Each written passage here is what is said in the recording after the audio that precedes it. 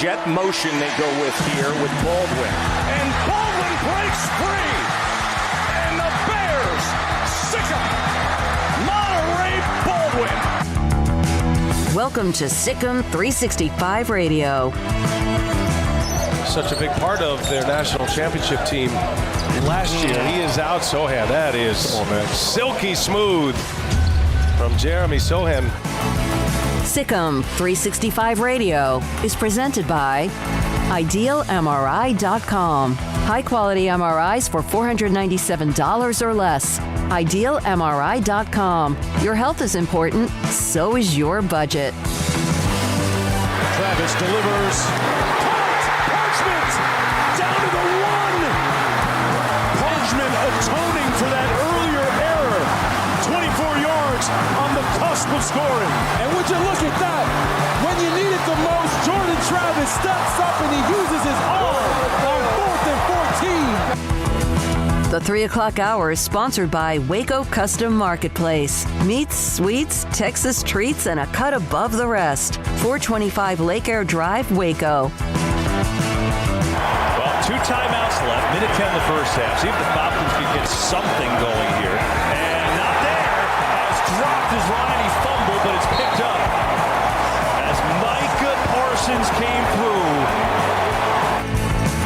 Now, here's David Smoak, Paul Catalina, and Craig Smoak.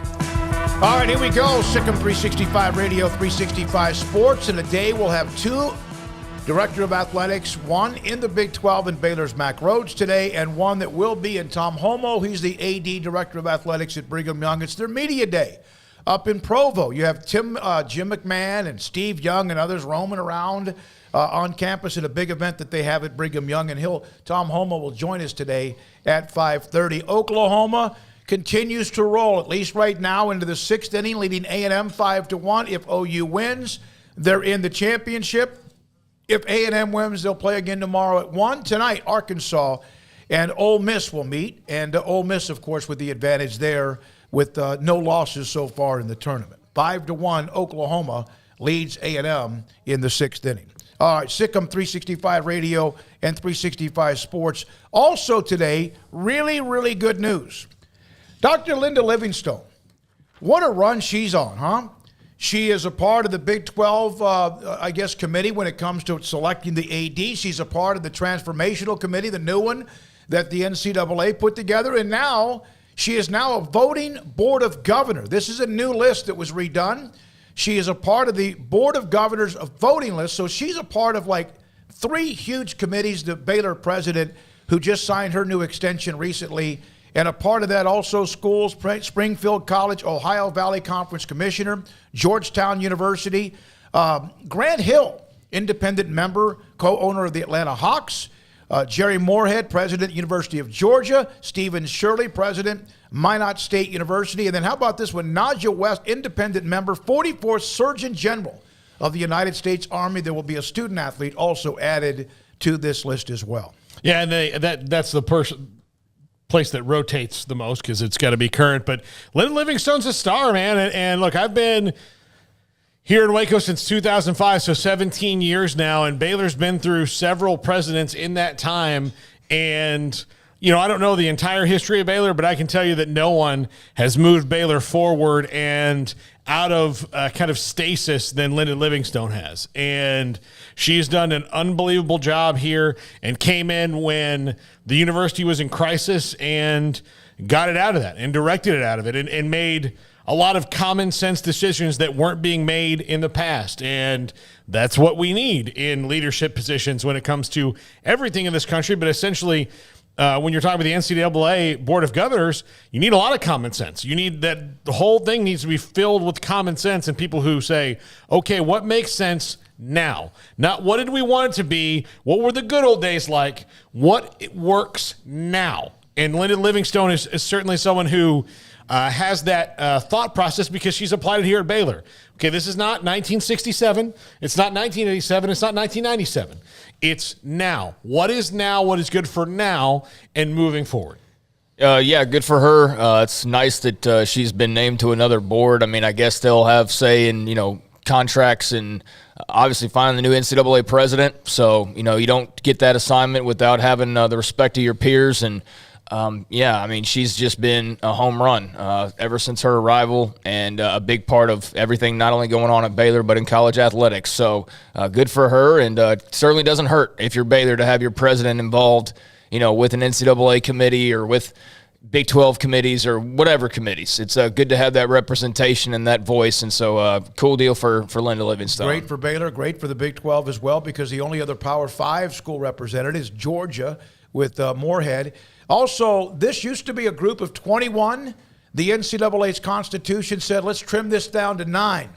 And now they have 9, and one of them is Dr. Linda Livingstone of Baylor as a part of that. But to also be a part of the transformational committee, we know what that is, and also the president of Baylor, also a part of the Big 12, and what she does as a role there is pretty amazing. At 5:42 Central, Jacoby Walter from McKinney will be making his decision on where he plays college basketball, class of 2023, a 5-star guard, 6'6" guard, Kansas, Texas, Auburn, and Baylor are those who he has as his Final Four. That decision will come down about the time we wrap up our segment with Brigham Young's Tom Homo.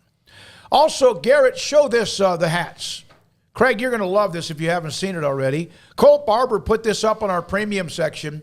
These are not available quite yet. I think when maybe a handful, but these are going to be available to you, our audience, and also those as a part of the Sikkim 365 Premium Board. These are brand new hats that will come out sometime, I think Colt mentioned in the article, maybe right before football season. I love, for me, because everyone, there's the new hat, there's they have the line now with the stitch at the top front. I love the back left and the back middle. I love the colors of the back left and also the cream color or kind of an off yellow. Those are my two favorite. Paul, Craig, which ones are yours? Craig, you wear one very similar, although it's not the same now. He's wearing another one right now in the air. Paul, which one is your favorite? Front, middle, and the one right next to it without with the smaller logo. Okay. That's kind of a new age type hat that the young golfers wear these days. Craig? I guess back left, middle back left, and front middle, if that makes sense. Yep, I think those are the three. Those are the ones. Garrett, which ones are your favorite if you had to pick one out? I would say the back right and the one in the middle. Back right, okay. Yeah, I like the back right, and the one in the middle. And then they've got kind of one that looks like it might have a little military look to it with the lid. Not sure if that's the case or not. But those are going to be up if you're Sikkim 365 remaining news on that coming up at some point as well. John Wilner will join us. He covers the Pac-12. And Daniel, or our web said, I hope you have your stomach ready for Wilner and the Pac-12 superiority complex. We've had John on the show before.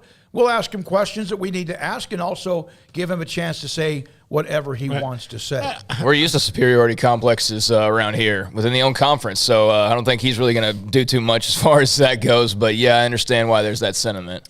Yeah, I don't know. I guess I've never – if I rank superiority complexes, the Pac-12 doesn't quite register on the. They may have one, but it doesn't really affect me in any way. Yeah, I don't respond to it or really care. So I think John will be fine. But I get more annoyed by the superiority complexes, within a few hundred miles of here, not the West Coast. I kind of feel about the Pac-12 and like the conferences and the way they feel about things the same way I do every time everybody freaks out when Beyonce drops a new album. Like, bro, it's just a CD. I'm sure it's great, but. It's not. I'd say Taylor Swift, but you would take offense to that because you're a big Taylor Swift fan. I just respect the game, but no, it's the same way. Like, look, they're just making music. I mean, they're great and they're talented, but again, nobody's been in the throes of dying and heard Lemonade and decided I'm gonna get up and walk. No, it's I don't know. Maybe they have, dude. I mean, they've sold millions and billions of records. I mean, I think they're pretty inspirational to just not us, but to plenty of people out there. But, yeah, I mean, I guess I would follow it up and just say I don't get on board with the whole tribalism thing. So if you're like, I'm Pac-12, okay, that's fine. But there certainly is, the same way people want to stereotype the remaining Big 12 about, how they're going to be, who they're going to be. You can easily do that with the Pac-12. I mean, they beat their chest quite a bit. They definitely have their own view on things, and it's a bit unfair to kind of bottle them all up into and they all think a certain type of way. But there's a feel that you get, I guess, from that conference. While we're talking realignment, what did everybody say every single time about the Pac-12? They'll never let in a Baylor or a TCU because they're basically anti-religion.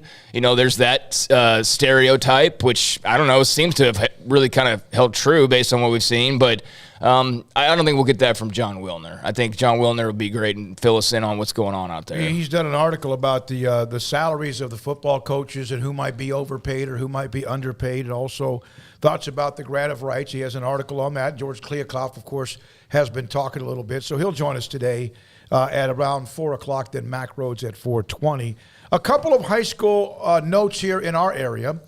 Dylan Chapman was a member, and he worked for us when we were at the old place as an intern, but also he was an academic all-star. Remember we showed you yesterday Allie Mack of Temple, who committed and signed with the University of Houston for running track and field.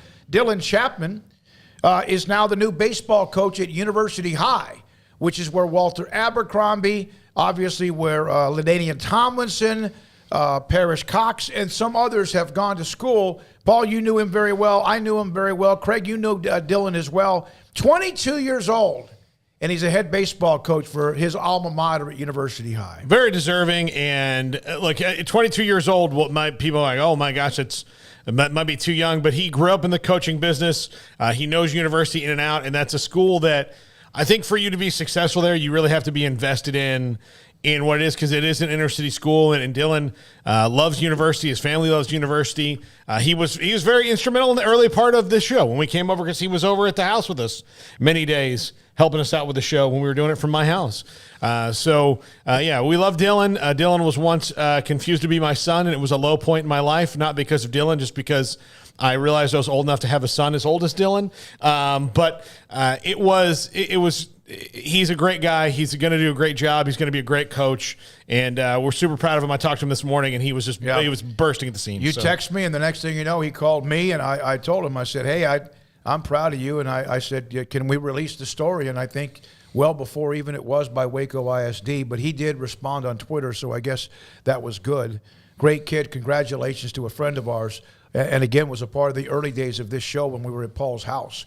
The UIL Lone Star Cup. They have that Directors Cup in college. Learfield, Texas has won it the last couple of years. Stanford won it like every year prior to that. A couple of schools. Lorena, the number one overall best athletic department in Class 3A among 1 through 6A. Abbott, number one in 1A. Crawford, third in 2A. China Spring ended up 9th this year in 4A. That's, again, counting all the various sports. So congratulations to those local high schools in Central Texas for that. All right. Let's see here. The Live Golf, Brooks Koepka, that's official now. We knew that. The PGA Tour has responded a little bit. There's a great article today in the athletic.com, but one of the other articles is interesting. Remember the feud between Bryson DeChambeau and Brooks Koepka? Yes. They're now together again. Yeah. They're together again. And when DeChambeau announced that he was going to live, Koepka kind of teased him about it. And Koepka's kind of full of it, isn't he? Yeah, he is. Like in multiple stages of this whole thing. Like when he said months ago, not even the part about the whole live thing a week ago, where why do you keep asking me these questions? I'm tired of answering these questions. And a week later, he bolts for live. But months ago, what was he saying? Somebody's going to sell out. Somebody's going to sell out. You watch, somebody's going to sell out. Well, he was one of those that sold out. Yeah, so it's been interesting to kind of see the Koepka quotes here over the last few months. One of the parts that I read, and it might have been ESPN.com or theathletic.com or one of the other, or both of them, was that the Brooks Koepka has always made it clear he doesn't like playing golf so much. He loves playing in the majors. He can continue. U.S. Open, let him in, right? The Open Championship at St. Andrews, they're able to play. They have not changed their mind, and everyone, and that's expected. They're going to let all the guys who are part of LIV get to play in their championship. Not sure again what happened when they wrap around to the Masters next spring. Will be interesting because they're their own animal. But one thing about Koepka, he made it clear. He didn't really care about playing in the Travelers Championship, although he was going to, I think, this week, and he pulled out of it, or anywhere else. He wanted to win majors. Tiger's schedule, we used to have like 15 or 17 events. He'd play a couple overseas. He'd play in, 5 or 6 others that were either a part of what he had as far as sponsors and or the majors and or the Players Championship, Arnold's Tournament, the Memorial, and a couple of others. So Koepka, this kind of fits him. He's not like Vijay Singh go out and hit 1,000 balls a day on the range. So in his case, there's that's kind of what he likes. He's made that clear, and now he's got that with LIV, as he will start to play for them when they play in Pumpkin Ridge in Oregon. I think that's the right name of the course. Yeah, and I think he said there's not Abraham Answer was one because he's going as well. He was able to maybe kind of sneak in under the Brooks thunderstorm there. Abraham Answer was kind of surprising me because, look, Brooks hasn't really played up to the level that he was the last couple of years since he had that knee surgery, so he might be on the downturn. It looks like most of the guys who are there are mostly they're really good golfers, but they're not Rory, they're not Scotty Scheffler, they're not the ones who are, like Scotty Scheffler right now shooting up. Matthew Fitzpatrick on his way up. Zalatoris on his way up. They're not the guys who are on their way up. Abraham Answer was a guy who I thought kind of was, and he went over to LIV Golf. So that kind of surprises me about him. The more you think about it with Koepka, it should surprise no one that he went. Especially, it should surprise no one. He's made of that. Like you could see through that a mile away that he was going to be one of those dudes. Absolutely. Yeah. And I'm not even like I don't want to sound like I don't like the guy because I could care less. I'm not a big golf fan as far as like I'm this guy and I hate DeChambeau or I don't get involved in all of that. I casually watch. Tiger will draw me in, and he's about the only one that does that on a regular basis. So that's been few and far between. But I got respect for a lot of these other guys. But with Koepka, I've just always got that feeling of like, man, I don't trust a single word that dude is saying. I don't trust a single word he is saying. And I appreciate that he comes across as very honest and open, but yeah, I wouldn't trust him. Here's a quote from Koepka back during February of 2020 at the Honda Classic. And again, people change their minds and things change. Money doesn't matter. It's not something that's important. It's not something that's important. I just want to be happy. Money's not going to make me happy. I just want to play against the best. If somebody gave me $200 million tomorrow, it's not going to change my life. What I'm going to get out of it, I already have enough money that I could retire right now, but I don't want to. I just want to play golf.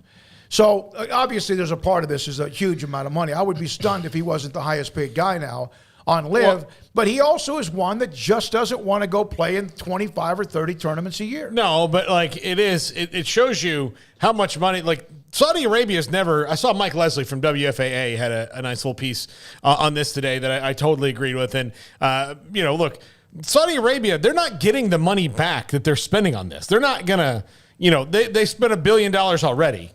And the tournament was on Facebook, is basically what he said. And they're not getting this money back because they're not doing it to make money. They're doing it to, kind of sports wash, as said, is the kind of look over here thing. And so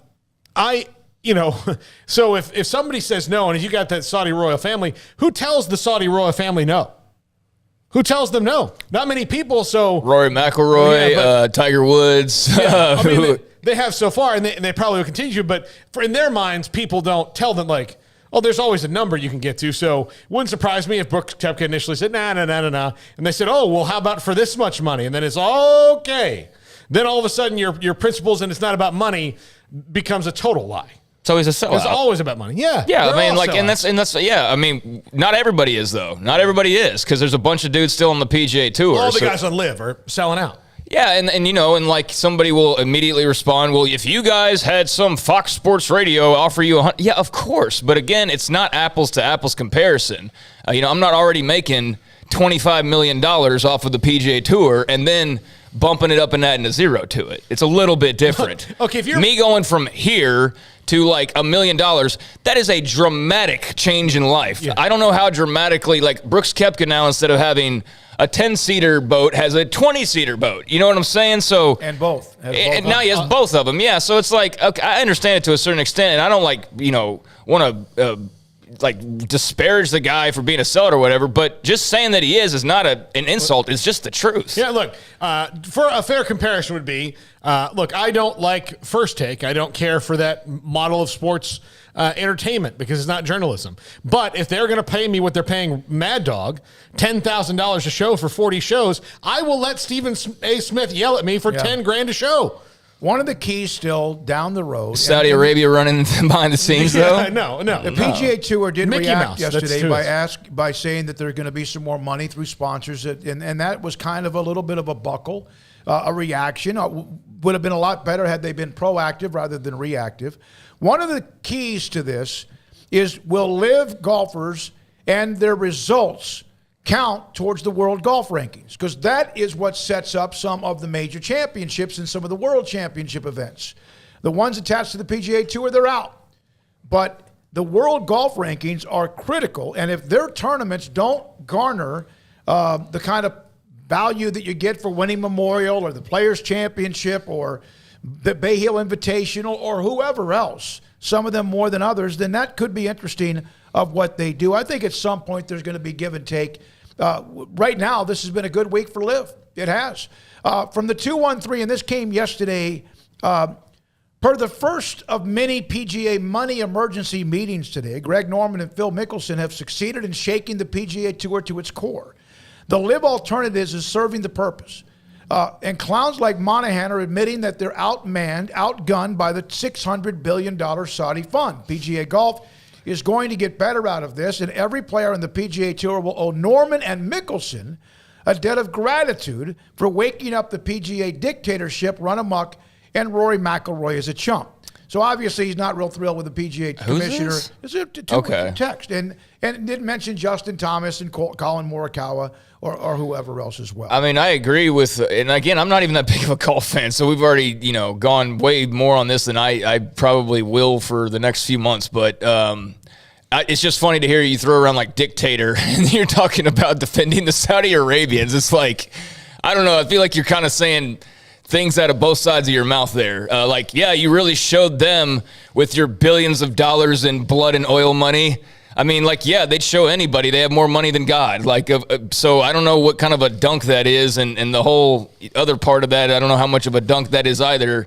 I mean, if there's a dictator in this equation, it's not the guys running the PGA. You can say a lot about them, but in this conversation, they are not the dictator. No, this is not. This isn't the French government or Britain or Germany, someone that is a democratic country that we are allies with. This is a country that we've stopped doing some business with because of some of their things that they do. So doing some business, and we're about to do some again. So here's the deal: the bottom line is we don't know the end story, and a lot of time we want to react immediately about, okay, this is where they are. This will be interesting, and if the PGA Tour changes dramatically, which they did kind of did a little bit yesterday, and whether they do it again or not remains to be seen. The world golf rankings, how that works, is going to be important, and so we'll watch this thing play itself out. I'll say my last word. I do think it's great that it's forcing the hand of the PGA to improve money, and I don't think there's anything wrong with that. But I think when you go around flashing Phil will be redeemed, but no, he's not going to be redeemed by this. I don't care how much money he makes or what happens to the PGA. No, he's not,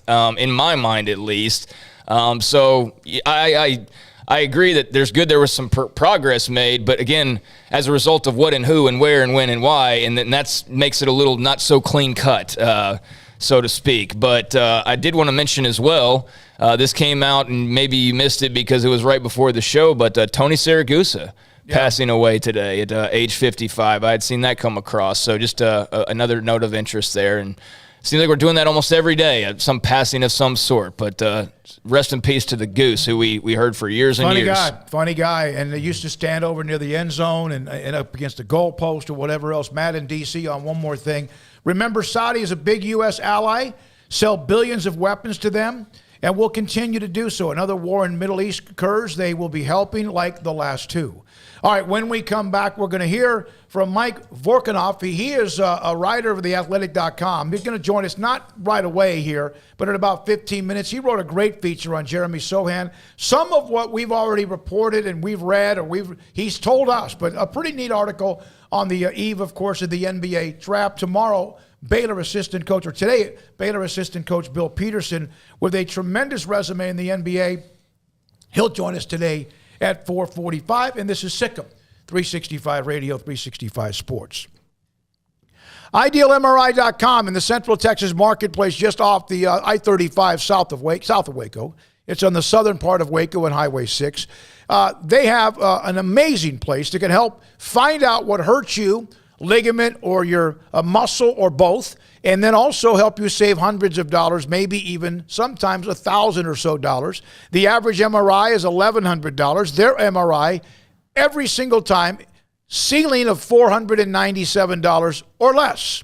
$497 or less. The average is $1,100. They have a great MRI machine, and you say, okay, well, they need it. They do. State of the art. I've been in it. I think it's now 3 or 4 times, and it has been an incredible deal because I can be, and I am, at times, can get a little bit claustrophobic. And so an MRI machine, to me, is not always the favorite thing to do.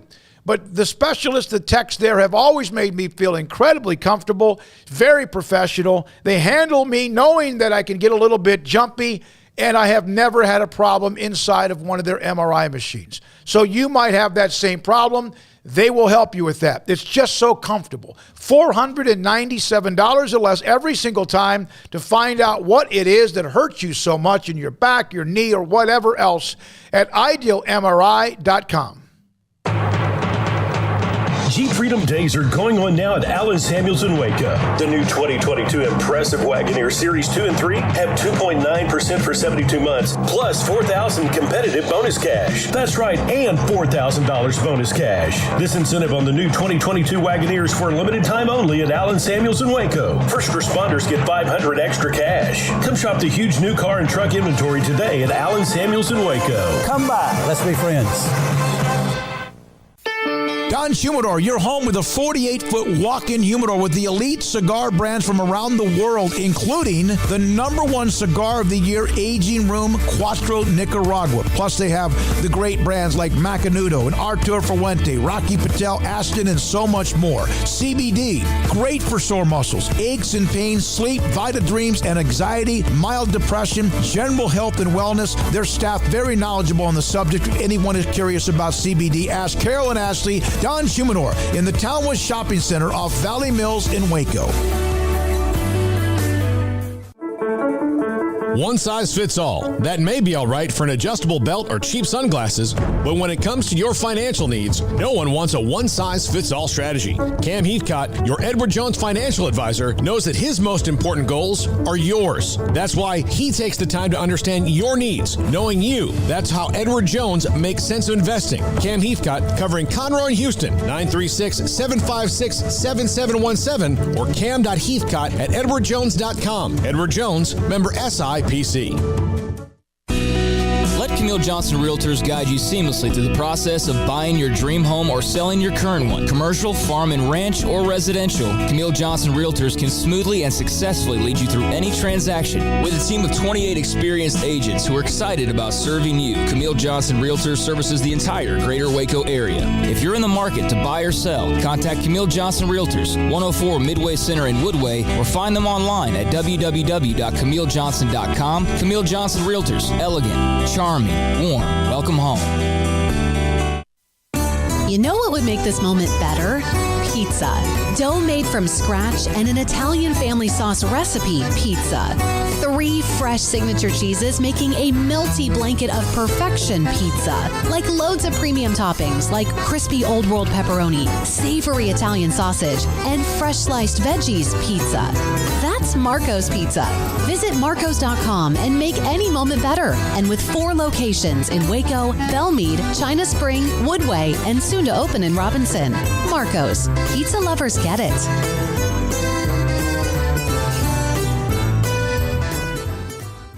Do you or your kids get nervous about going to the dentist? Stonewood Dental, Dr. Steve Childress, he can help.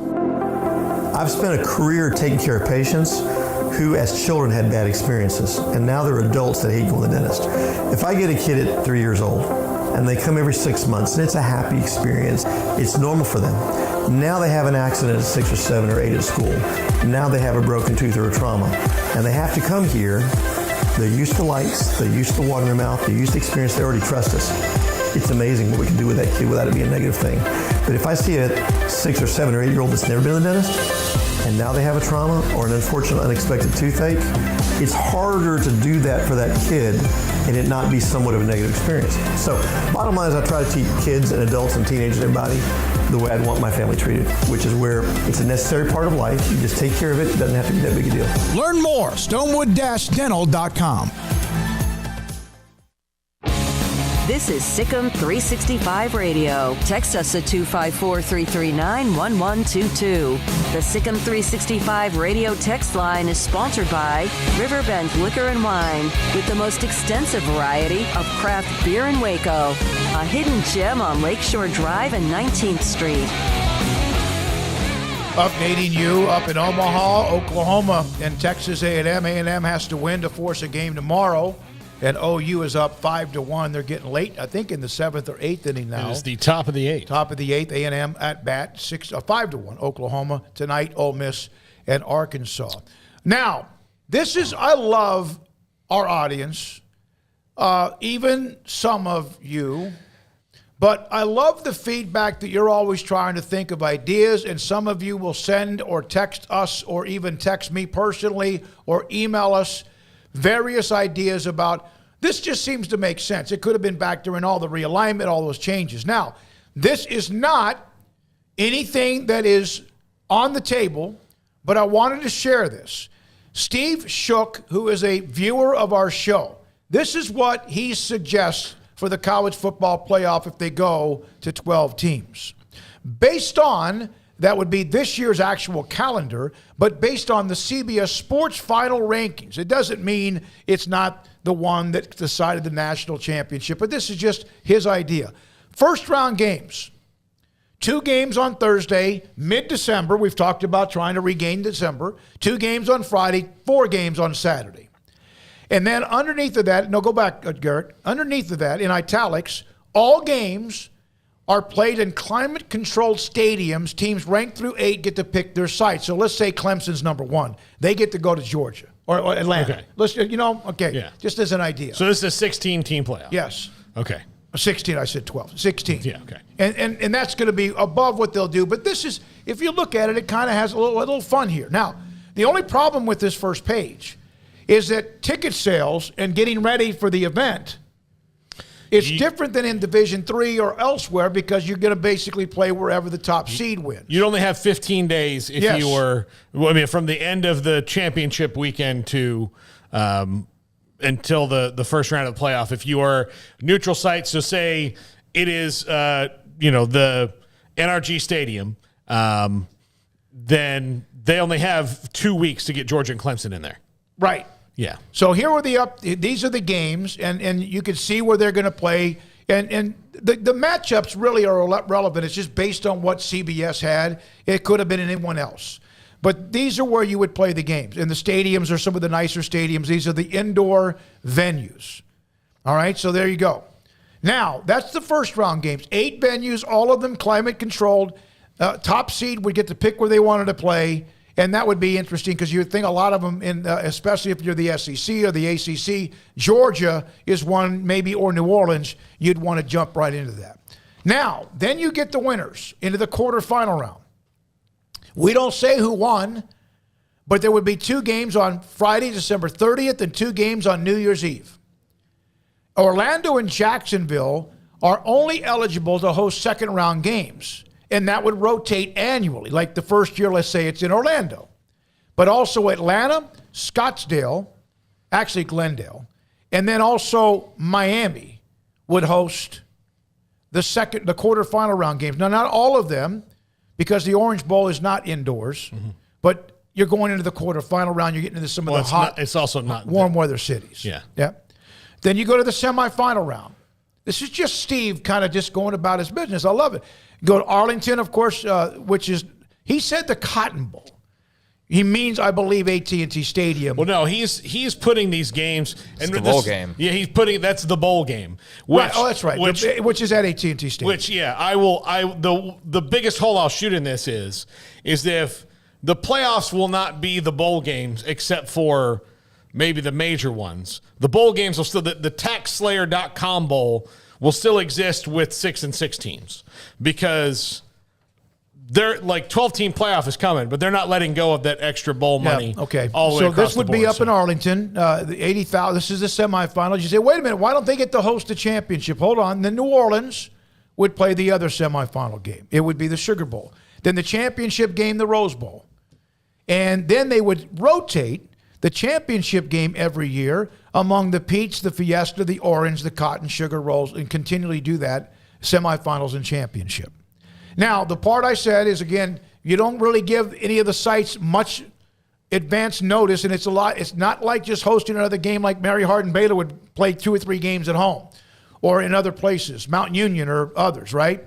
But it seemed like it's pretty simple. Obviously, politics gets involved, lobbying gets involved, sponsorships get involved, but it does seem to be pretty cut and dry. It is cut and dry. I would say that he's got several holes in this one, and I like the last one he sent a little bit better, although this was well thought out. Hotels are a huge problem. Yes. Hotels are a huge problem, which is why the 12-team playoff and the first-round games are all in home stadiums, because that way you don't have to worry about gigantic, because if you are, again, like the first game in Houston, you've got to guarantee that you have enough hotels, and Houston usually would, but December 15th or 14th, whenever that was, you've got to promise in 2 weeks from the time that they know that they're going, that their fans can have places to stay coming in from South Carolina and Athens, Georgia, which they're going to need hotel rooms. This is not like, Texas playing in the Cotton Bowl where, there's a good bunch of fans that may just come up day of the game and drive the 4 hours back.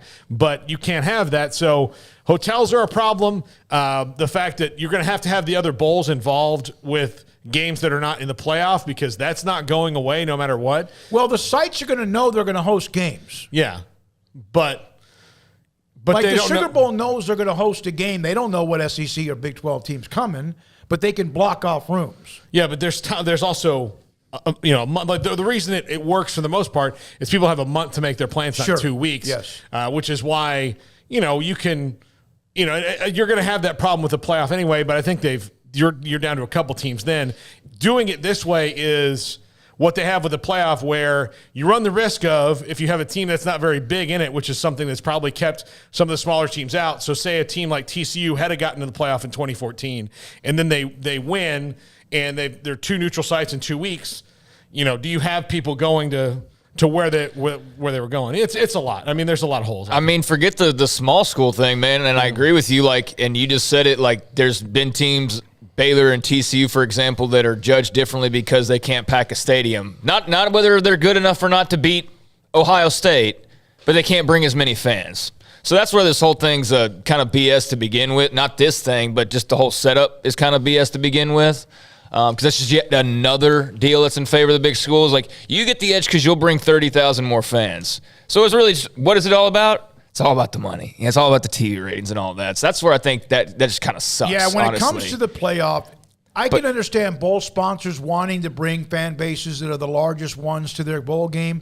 But if it comes to a championship playoff type formula, 8 teams or 12 teams, or even now, it should never, when it comes to playoffs that leads to a championship, ever be decided based on somebody's enrollment and or fan base. And yet there was a former college football player that we know who went to a school that's going to be joining the SEC soon, who spoke to somebody that was associated with the playoff committee right at the very beginning of it, who flat out told him that Baylor would never make the college football playoff because they don't have the fan base.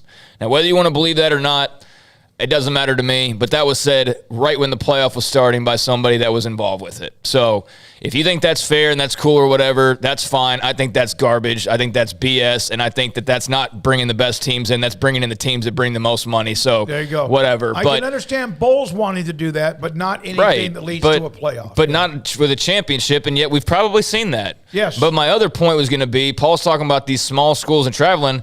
Hell, man, Oklahoma and Oklahoma State and Los Angeles in the first round.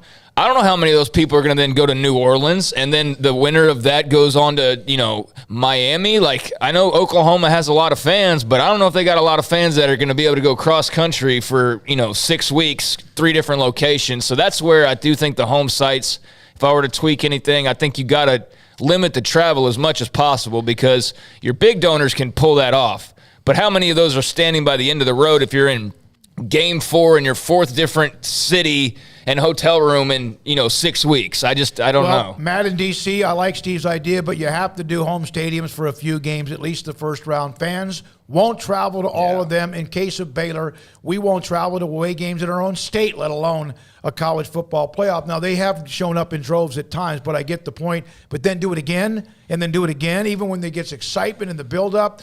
And so this is... Well, can you imagine them going to the Sugar Bowl and the turnout was great last year? Right, but then next week and go to Miami. Yeah, that's what I'm saying. Yeah. It's like it's going to be really hard to do just for being able to afford it, much less wanting to do it. So, yeah, that would be my only kind of, I don't know. Yeah, Mike Game says the travel isn't limited on the FCS level. Yeah, but they know they're in home stadiums until the Amos Alonso Stag Bowl or that's on the Division III level. They know until the finals. Yeah, Mount Union doesn't have to travel. UMHB plays like 4 home games and then plays in the title game in Houston. We got to break because of our schedule is packed over the next hour or plus. Mike Vorkunov, he is the one that wrote the article about former Baylor freshman Jeremy Sohan with the NBA draft. He'll join us, then John Wilmer, then Mac Rhodes, then also Bill Peterson, Baylor basketball, and Tom Homo, the AD at Brigham Young at 5:30, Sikkim 365 Radio and 365 Sports. Richard Carr, Buick GMC Cadillac, got a lot of great deals going on right now over at Richard Carr. The people that you can count on. I was just over there the other day, as I've talked about a couple of times now, had a long wait just because, hey, it's dealerships are backed up and whatnot. So I had to wait a little while to get into Richard Carr to get my car fixed up, but finally was able to get in there. Got great customer service, as always, from Donnie and the rest of the staff, and got great service on my car. When I got it back, I recognized it, but I certainly didn't feel like that was my car because I had been driving around for so long with this big dent.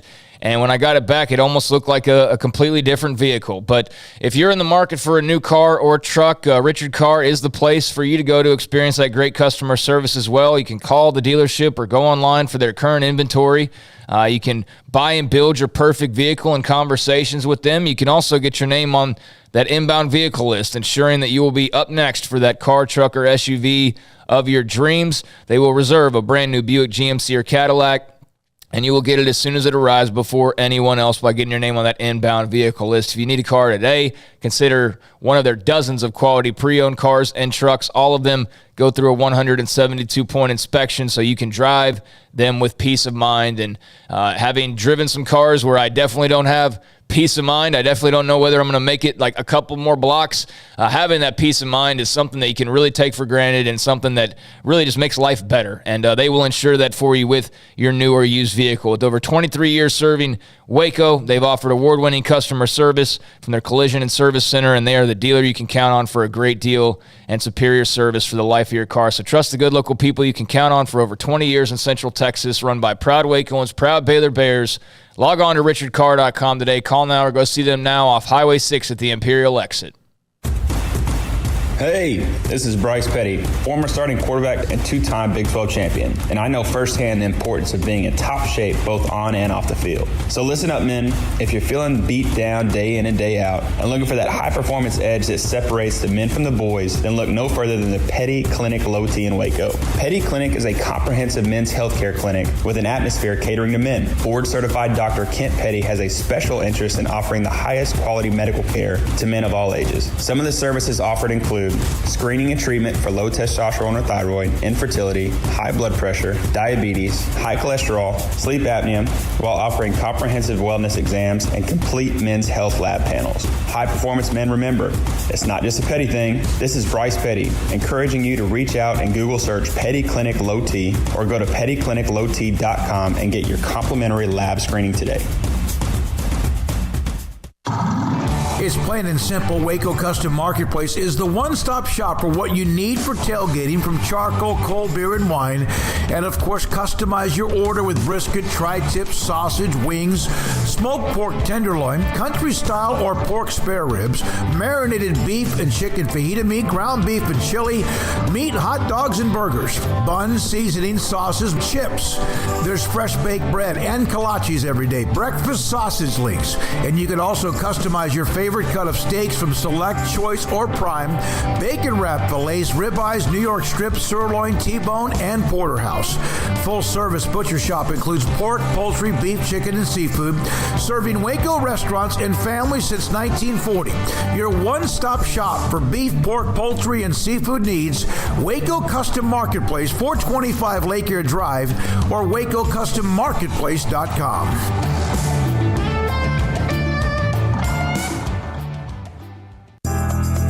Riverbend Liquor and Wine, Lakeshore Drive, North 19th Street, right behind the bank, is a hidden gem in Waco. If you're a fan of bourbon, especially local Texas bourbons, that's where you gotta go. Balcones, TX, Devil's River, whatever it is, they've got it. Riverbend Liquor and Wine, plus the best selection of craft beers in Waco, seasonally churned out throughout the year. Whether it's spring, summer, fall, or winter, Riverbend Liquor and Wine, best selection of craft beers, a speedy drive-through window, and excellent customer service. Find out more on Instagram or just go by and see them. Lakeshore Drive at North 19th Street behind the bank. In the market for a quality metal building? Since 1943, Pioneer Steel and Pipe has helped Central Texas residential and commercial customers with metal building design, panel options, building components, and trim options. Pioneer Steel and Pipe's residential line is energy efficient, offers low maintenance, reduces insurance payments, is impact resistant, and carries up to a 45-year limited warranty. In addition, they can also help you find a metal building contractor for your project. Pioneer Steel and Pipe with locations in Waco and Bryan and at pioneersboys.com.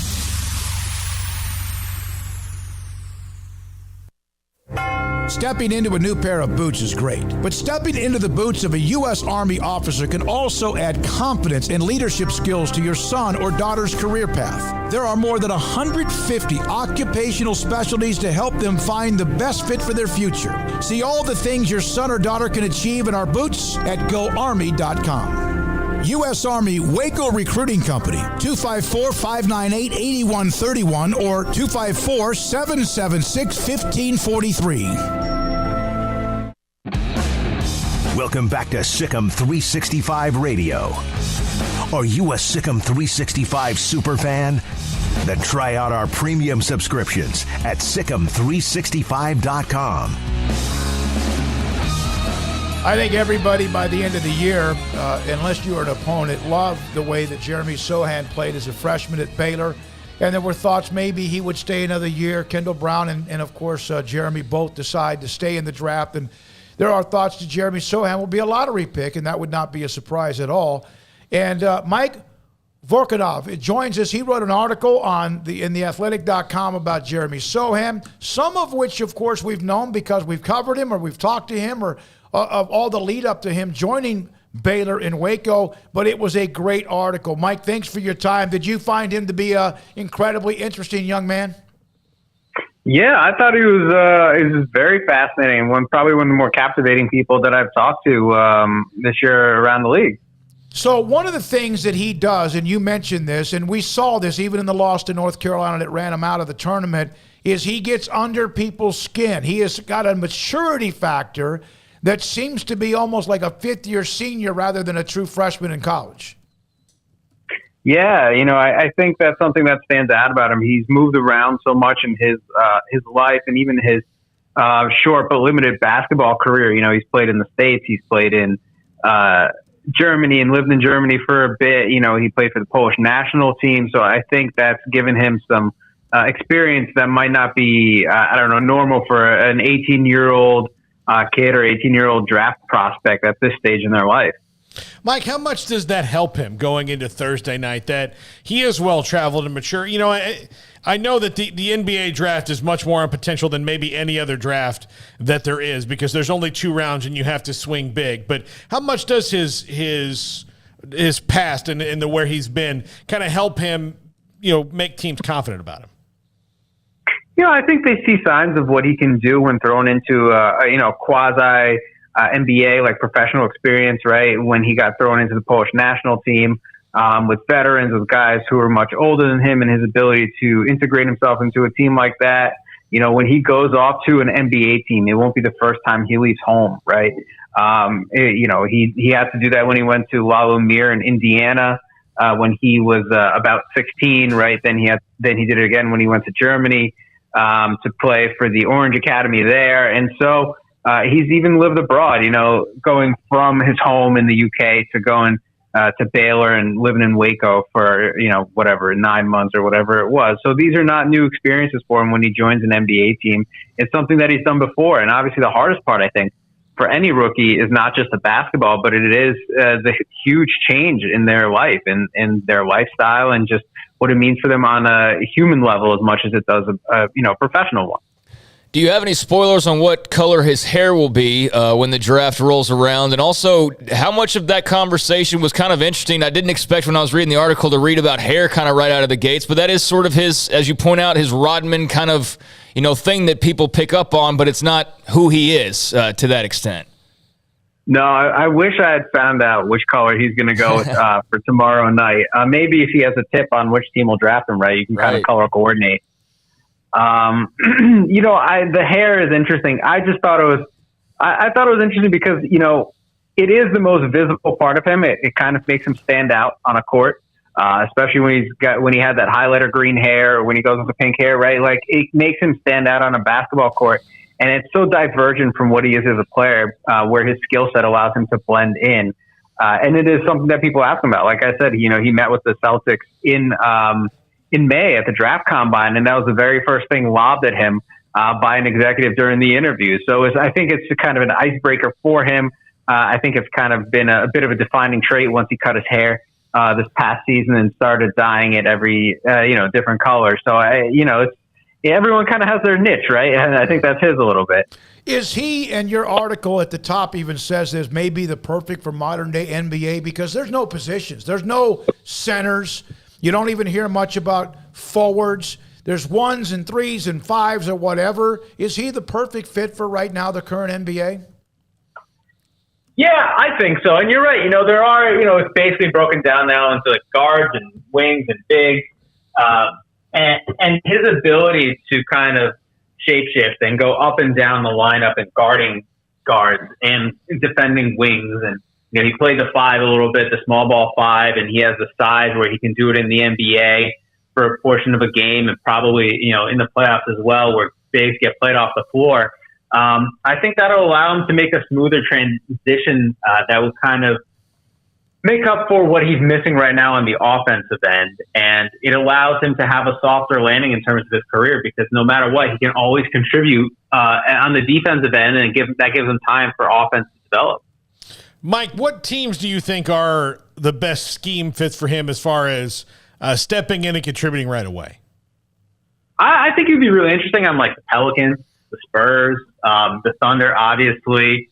I think he'd be a good fit on the Hornets. Really, it's any team that can play with some pace, get out in the open floor, and allow him to do a number of different things on the defensive end, and that play with a good point guard who can help him offensively and create for him a little bit, allow him to slow into the offensive side of things.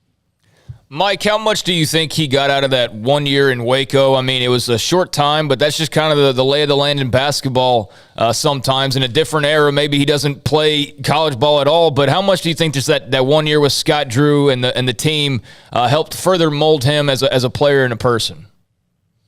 I think it did a lot for him. Obviously it helped boost him as an NBA draft prospect, right? He wasn't that heralded as a recruit. I was talking to one of his coaches, and he was just saying, like 5 years ago, he was just playing club ball in the UK.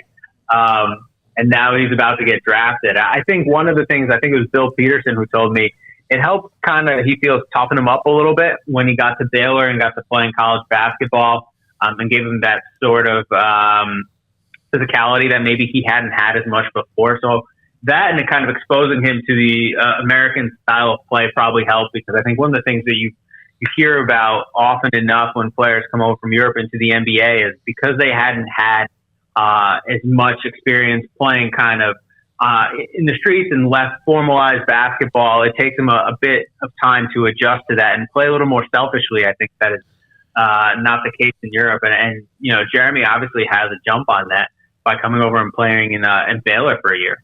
We'll have Bill Peterson, and he's quoted in this article, but he'll be on with us in about an hour. But I love the answer from John Jacobs. He's the kind of guy, Jeremy, who can live in Tibet for 6 months and then turn around and live in Croatia on a lake with his family for 6 months. That perfectly summarizes him. Yeah, he's a different dude in a good way. I think he's got a lot of different interests, and I think he's I think he's introspective, and I think he can, as he's shown already, he can go to different places and find a niche for himself and a place for himself. And I think it's important because one of the things he said is his self-awareness stood out to me, just about the way that he would come to any team and be able to find his role and know what his role was. And that's so big, especially for rookies. And I think that's a kind of a defining piece of his personality. Hey, thanks for the time, Mike. Good luck. The draft, of course, is tomorrow, and Jeremy Sohan, Kendall Brown, a part of it, and Jeremy, most likely a lottery pick. We appreciate your time and appreciate the insight on your article. Thank you very much. Mike Vorkunov with theathletic.com and his thoughts about Jeremy Sohan, the article in theathletic.com. When we come back, John Wilner, Pac-12 Hotline, Mac Rhodes at 4:20, BYU's Tom Homo at 5:30, Sikkim. 365 Radio, 365 Sports. Riverbend Liquor and Wine, Lakeshore Drive and North 19th Street. A hidden gem. And look, if you cannot make it out there, say you're hanging at the pool or in the backyard doing a barbecue and need somebody to make a beer run, we'll have DoorDash do it for you. They're on DoorDash now, so you can make your order on DoorDash. What can you order there? Well, look, they've got the finest in spirits and the most wide variety of craft beer, but their specialty, the thing they're the most proud of right now, is the variety of locally sourced Texas bourbons that they have. TX, Devil's River, Garrison Brothers, and, of course, Balcones, made right here in Waco. And there are always kind of special things coming up. Like last year, they had a couple different special releases of barrels of Balcones that were made just for Riverbend Liquor and Wine. They've always got something cool going on there, some kind of cool promotion, some kind of cool new spirit or beer or hard seltzer or something. That's what they do at Riverbend Liquor and Wine. Lakeshore Drive, North 19th Street, behind the bank, also available on DoorDash. Payments for qualified buyers are 2.9% for 72 with 5,000 down cash or trade. TTLX or see dealer for details. Step up your ride at Richard Carr's Summer Savings Event. Find summer savings like a 2018 GMC Sierra SLT, only $432 a month, or a 2017 Buick Encore for $183 a month, or GMC Acadia for only $280 a month. Our vehicles go through a 172-point inspection. We pay top dollar for your trade, and 100% approval is always our goal. Find your next car or truck today at Richard Carr. At Richard Carr, we give you more. At Ideal MRI, we feel blessed to be a part of the Waco community. We're a small family business right here in Central Texas, and our goal is to bring down the cost of healthcare while maintaining high quality. At times like this, the cost of healthcare has never been more important, and unfortunately, significant illnesses and injuries still occur. That's why Ideal MRI is open and here to serve you through the difficult time.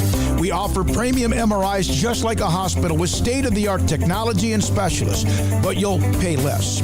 Sometimes thousands of dollars less, whether you're using insurance or not. At Ideal MRI, we accept most insurance and there are no hidden costs. Even offering financing if that's needed, everything included in the price, and you'll not get something as a surprise in the mail later on.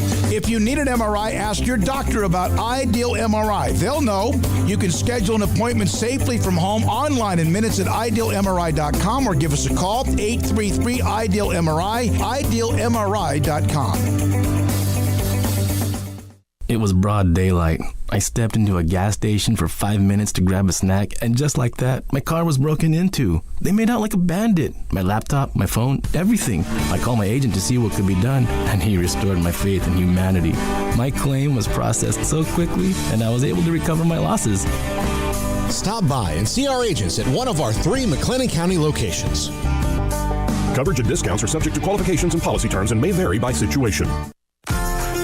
Automatic Chef Canteen is a full-service micro-market vending and office coffee provider with state-of-the-art vending equipment, a wide variety of products, and offering custom-fitted micro-market vending office coffee solutions for your employee break room.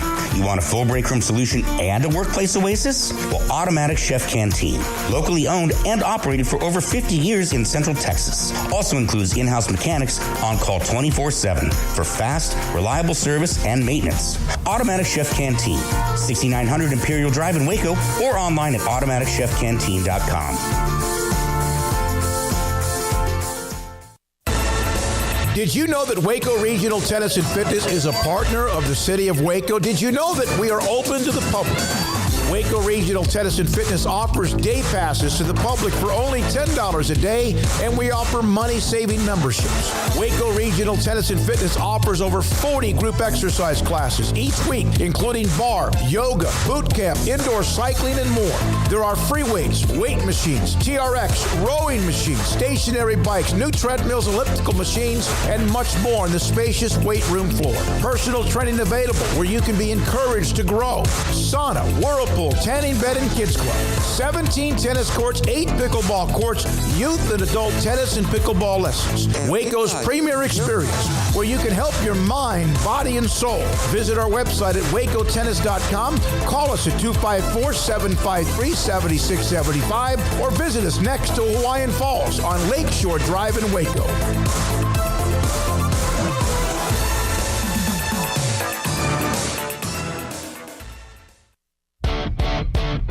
Welcome back to Sikkim 365 Radio. On the ground, Ebner cuts upfield. Tristan Ebner. High steps into the end zone. Baylor capitalizes on the muff punt, and they strike first. The 4 o'clock hour is sponsored by Boozer's Jewelers, the wedding ring store, specializing in custom jewelry and repair, all in-house. Now, here's David Smoak, Paul Catalina, and Craig Smoak.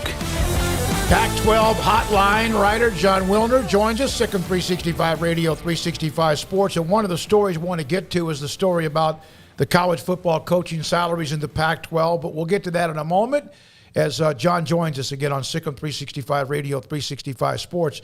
John, you know, the college football playoff expansion's in the mud.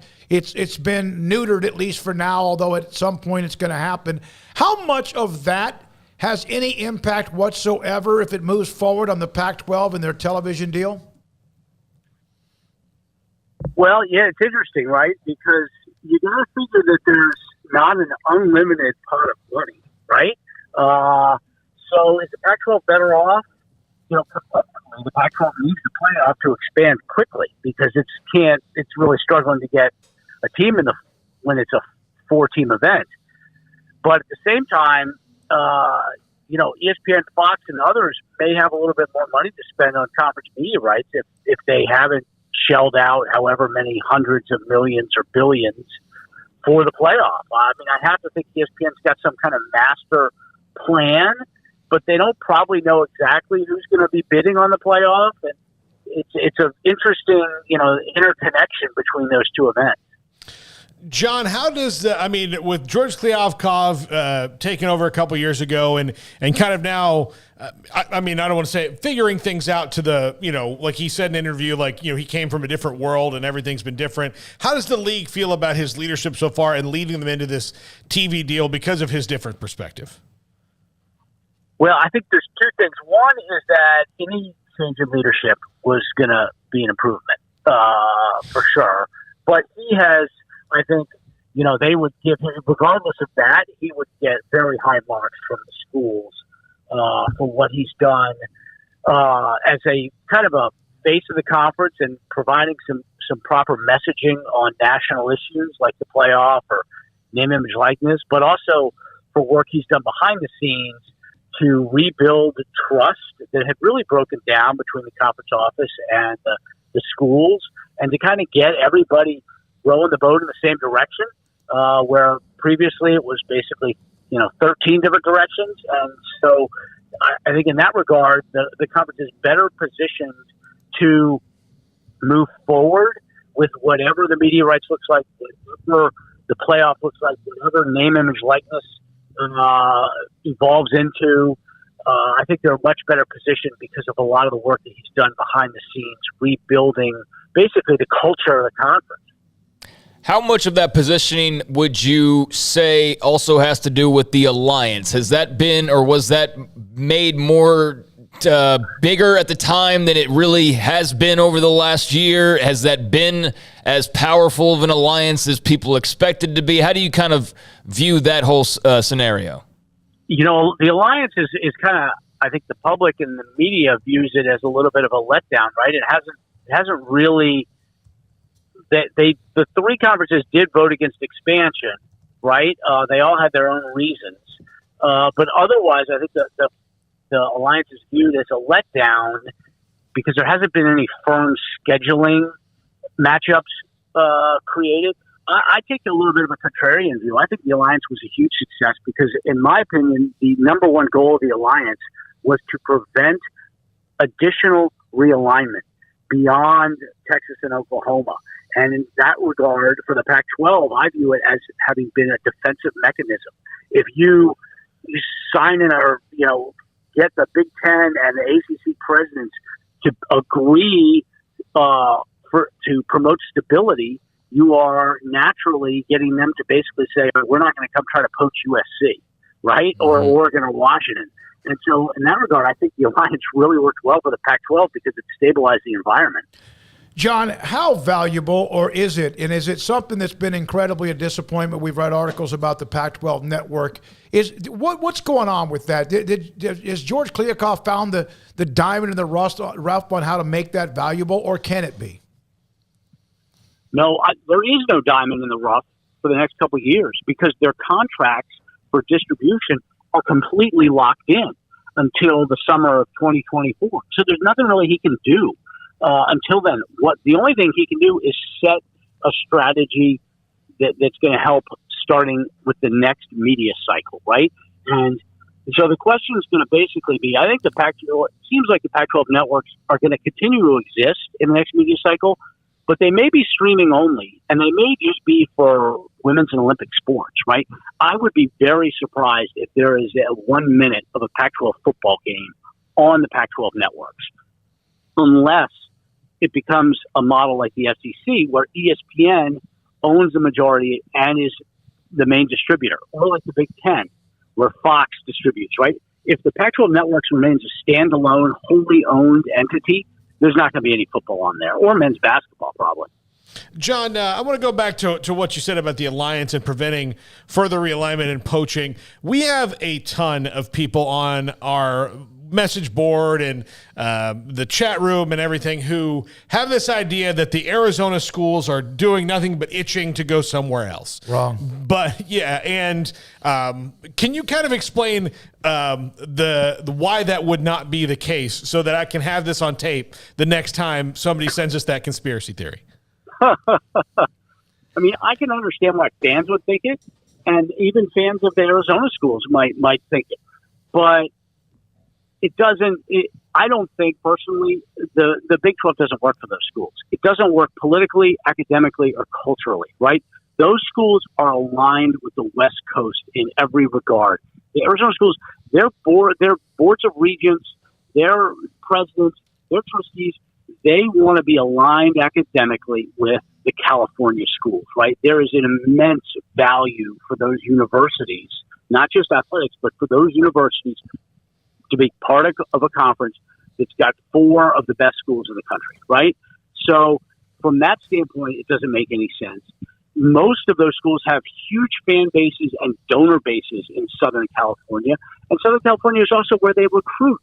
So you would be kind of untethering them from so much of what makes them viable entities, right? I mean, those are not the Big 12 is Texas, right? I mean, even if Texas isn't going to be in it, it's still kind of a Texas Southern Plains orbit.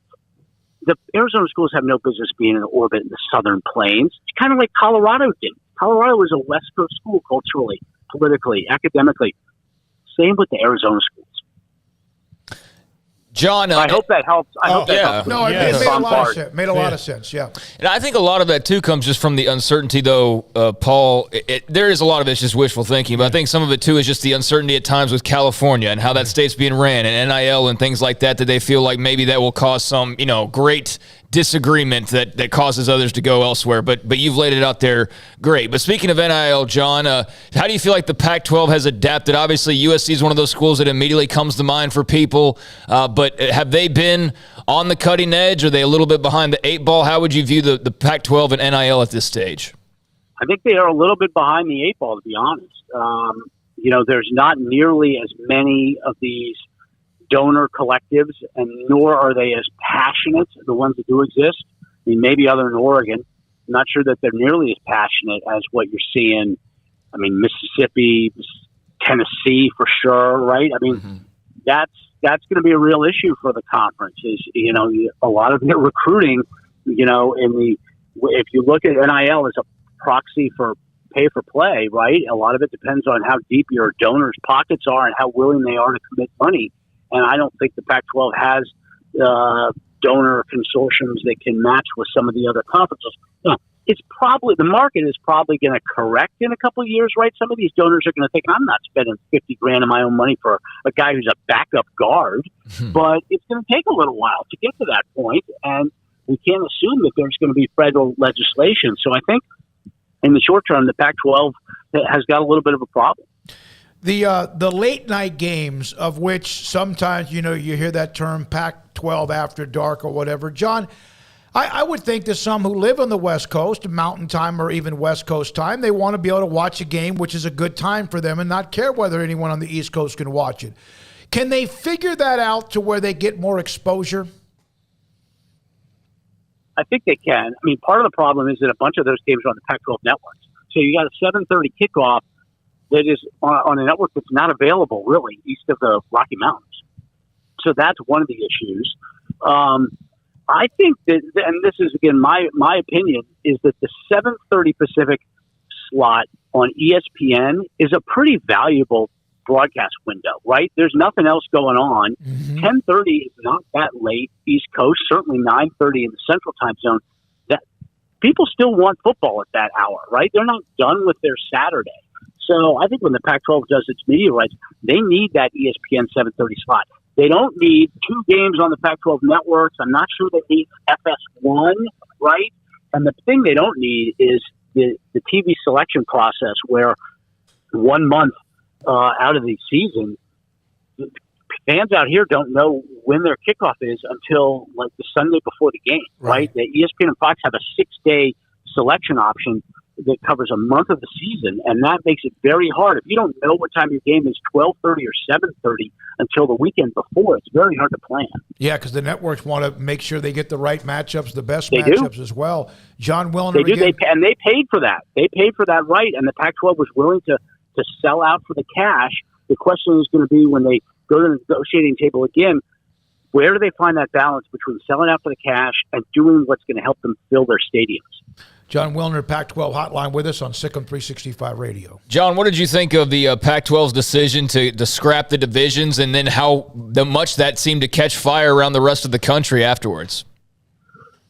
Well, I mean, they were first out of the box, but I think we're going to see a lot of conferences are pretty far down the road on that. I think we'll see it in the next 6-12 months. Almost everybody's going to end up doing it.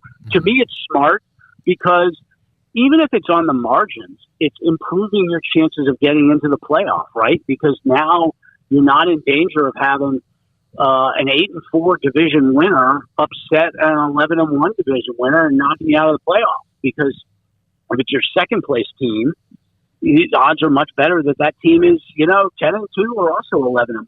So that's not going to happen every year, but I think the Pac-12 is not in a position where it could take any chances, and it had to do everything possible to best position itself for a playoff bid, and making that change was very smart. They still haven't figured out if, like, this coming season, if you look at the Pac-12 standings, will there be two divisions or just one group of 12 teams?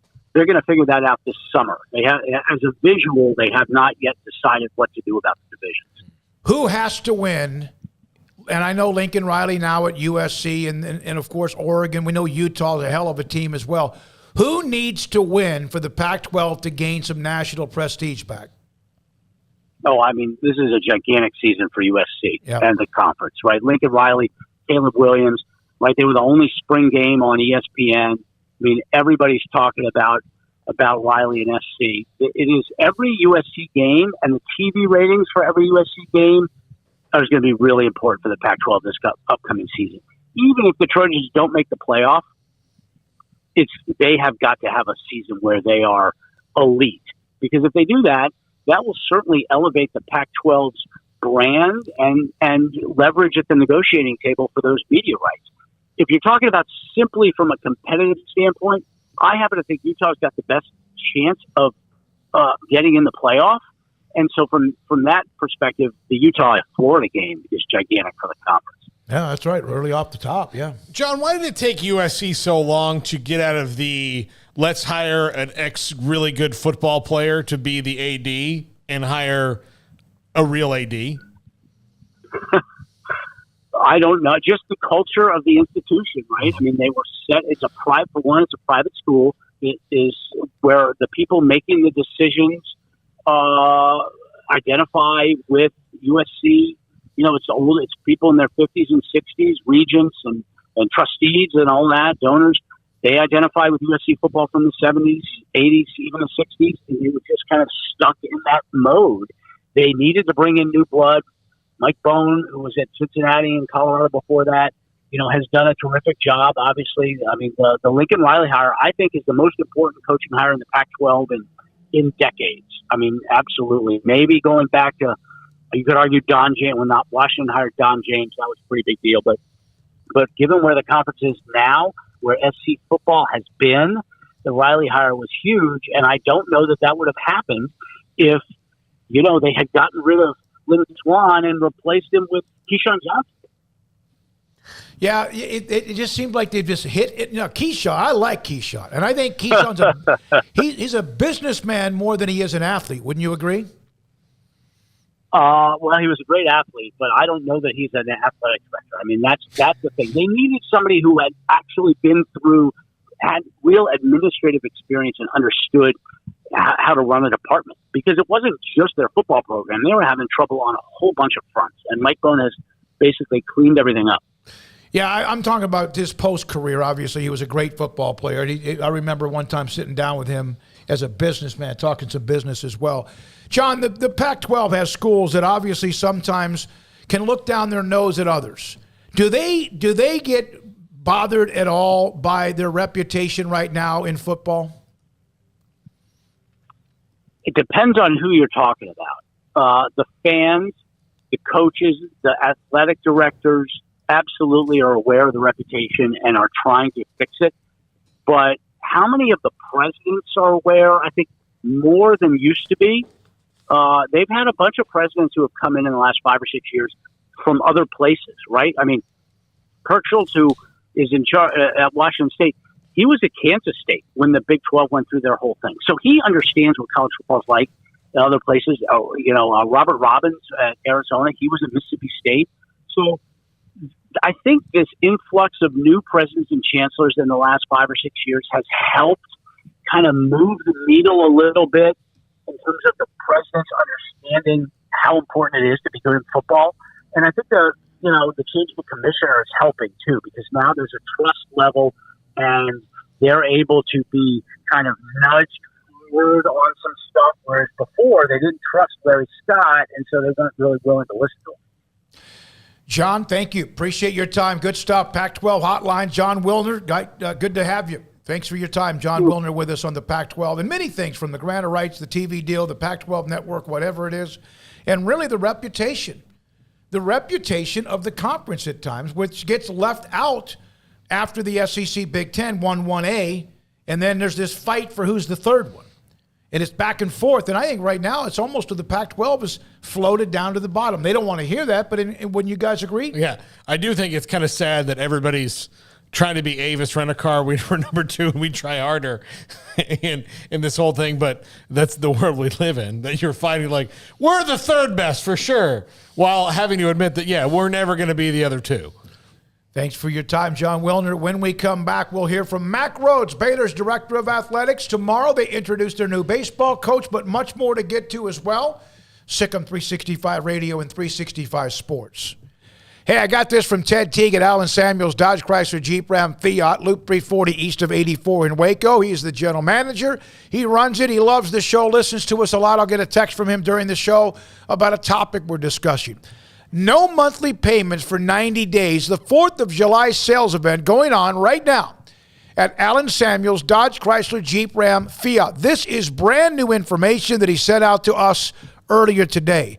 These are the eligible vehicles to what I just mentioned. Eligible 2022 vehicles: Dodge Challenger, Charger, and Durango. Jeep Compass, Grand Cherokee WK, Grand Cherokee WL 2-row, and Grand Cherokee WL 3-row. Ram Light Duty trucks, Ram Light Duty DT, Chrysler Pacifica Gas, and also Chrysler 300, which is a nice-looking luxury car.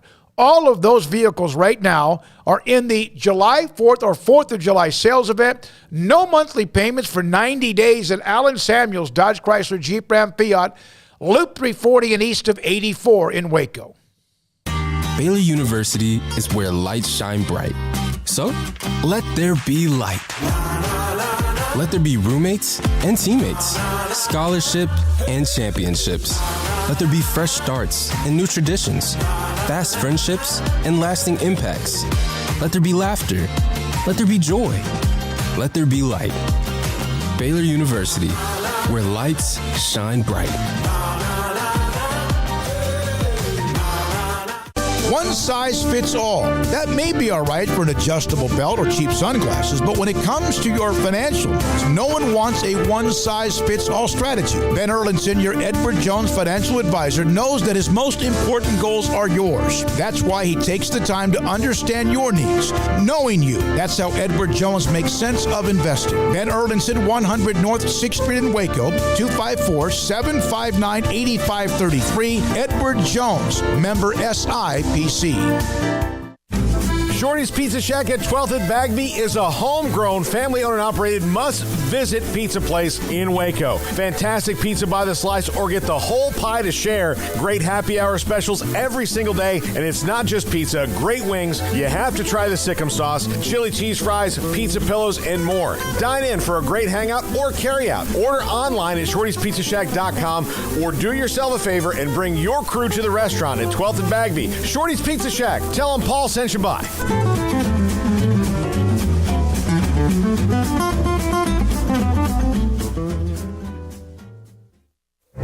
Boots add protection. Good boots help you climb better and move forward faster. And when your son or daughter steps into the boots of a U.S. Army officer, they also learn how to lead. In these boots, they'll gain more confidence with expert training in one of more than 150 occupational specialties. In these boots, they'll stand a little taller and lead a team with diverse backgrounds and areas of expertise to successfully accomplish whatever challenge comes next. In these boots, they'll earn respect with valuable experience from day one that will give them solid footing for success into the future. Highly qualified candidates who earn a spot on our team can receive comprehensive health care coverage, college tuition assistance, and a bonus of up to $40,000. See all the things your son or daughter can achieve in our boots at GoArmy.com. U.S. Army Waco Recruiting Company, 254-598-8131 or 254-776-1543. Brad Boozer, Boozer's Jeweler, joins us on Sikkim 365 Radio. Boozer's Jewelers on the corner of Valley Mills and Lake Air Drive. It's a staple of the Waco economy. What are some of the things you have coming up? You know, we kind of call ourselves the wedding ring store. We do all of our own custom work in-house. I've got 2 expert jewelers on staff every day. We can make anything from scratch. We kind of pride ourselves. Probably 9 out of 10, every engagement ring we do is actually made custom to what the customer wants. People look at that, oh my God, I can't afford it. I can't afford something like that. You've shown me examples that you could fit pretty much any budget. It doesn't cost any more to custom make something. You still have gold, you still have diamonds, and you still have labor. Best thing about a custom piece is if you have any old jewelry or heirloom jewelry or something passed down from a grandma or somebody, we can take that jewelry and use it towards your wedding ring for the sentimental value, and then you've got the product, and then it's just a little bit of labor and a little bit of design on your part of what you actually want. You want to know why they're successful? Brad Boozer, the owner of Boozer's Jewelers on the corner of Valley Mills and Lake Air in Waco. Welcome back to Sikkim 365 Radio. Our weekly segment with Baylor Director of Athletics Mack Rhodes is brought to you by Edward Jones Investments Brokers, Tom Albers, Brad Wilson, Ben Erlinson, and Cam Heathcott. Edward Jones, making sense of investing. We will hear from Mack Rhodes, Baylor's Director of Athletics, here momentarily on Sikkim 365 Radio and 365 Sports. Also, Brigham Young's Director of Athletics, Tom Homo, will join us today at 5:30, as we will then have 3 of the 4 incoming programs, ADs, since last week with John Cunningham, UCF, and now Brigham Young. But now our main core athletic director in Mack Rhodes joins us. So you have this thing going on tomorrow, right? This Mitch Thompson deal. I know that you were kind of away from it for a while. You kind of put that to bed. And your thoughts and the reaction to Mitch Thompson? Well, I'm excited for Baylor University. I'm excited for Baylor athletics and our baseball program. We've got rich history and tradition in baseball, and the program certainly means a lot to many. And we've got a lot of former student athletes that really care about the program, and I'm grateful for that. We've got a lot of fans and friends and others that care about the program. And from what I'm told, because as you know, I'm not sitting on social media, that people are excited, and I'm excited for Mitch because it means something when it's that person's dream job, and I think Mitch will tell you that this has been his dream job for a long time, and he now gets the opportunity to lead the program, and I think he's going to do a really great job, and look and expect for us to for our baseball program to be nationally relevant every year, and also understand that that's not going to happen right away. That's going to take some time, but really excited about the future. You have promoted from within when coaches have either left or they have moved on for whatever reasons. You have hired from, of course, on the outside. This is the first time, though, I believe, that you dug into the past. You mentioned one of the reasons because this was Mitch's dream job, and Steve Smith brought that up to us last week about 2008.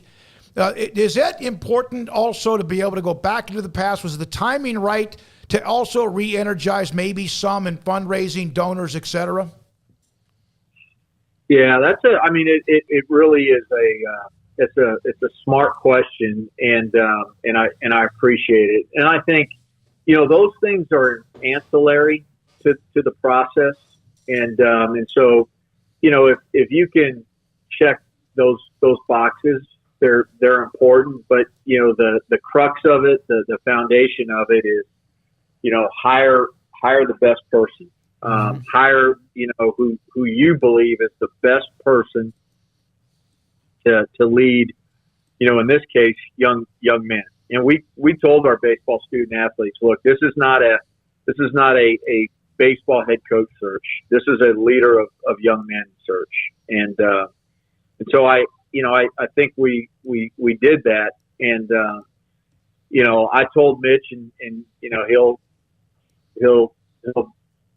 would tell you the same thing, that when we first spoke, and part of our process is doing phone interviews. I'm on the phone with the candidates 45 minutes to an hour. I told him, look, hey, I know that you've got a lot of people in your corner, but just know this, that none of those people can get this job for you. None of them can. Like the only person that can get this job for you is you, Mitch.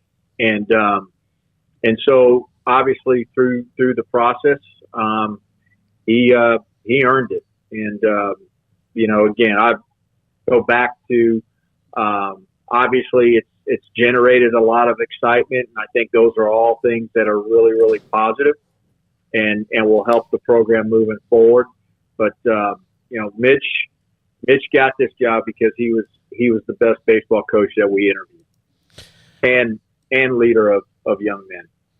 Mac, I know that one of the things that he can put on his resume is he's a fantastic recruiter.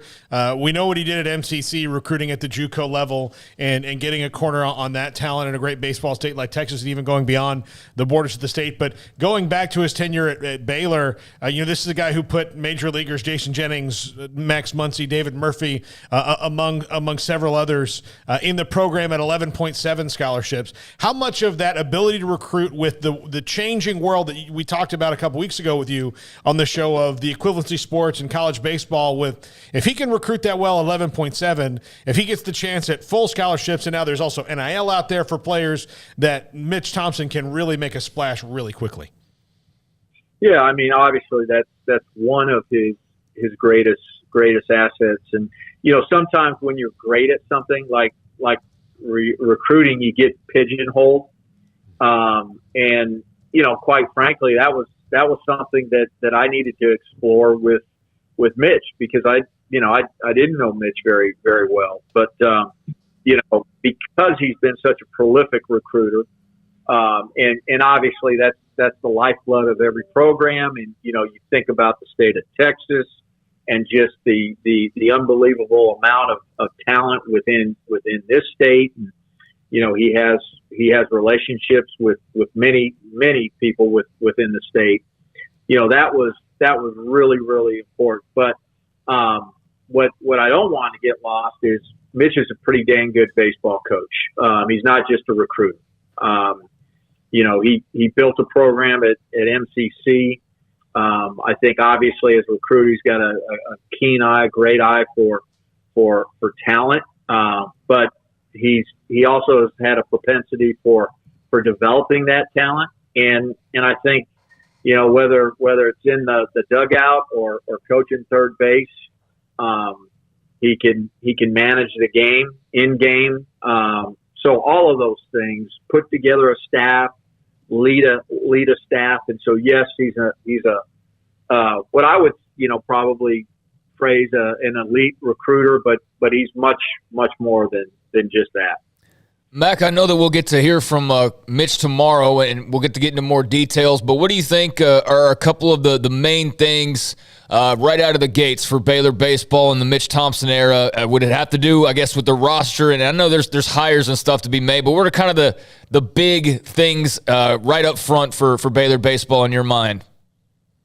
Yeah, I think obviously you said it, Craig, that roster management is first and foremost. And, look, you're going to have to re-recruit the current roster and connect with the current roster in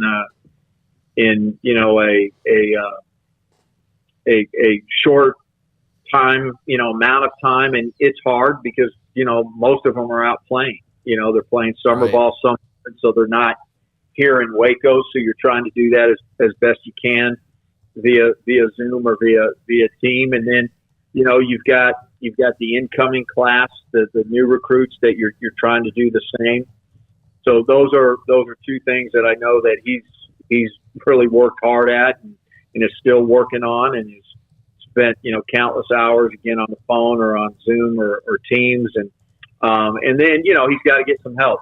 And I think, a close second right behind the roster is hiring your staff.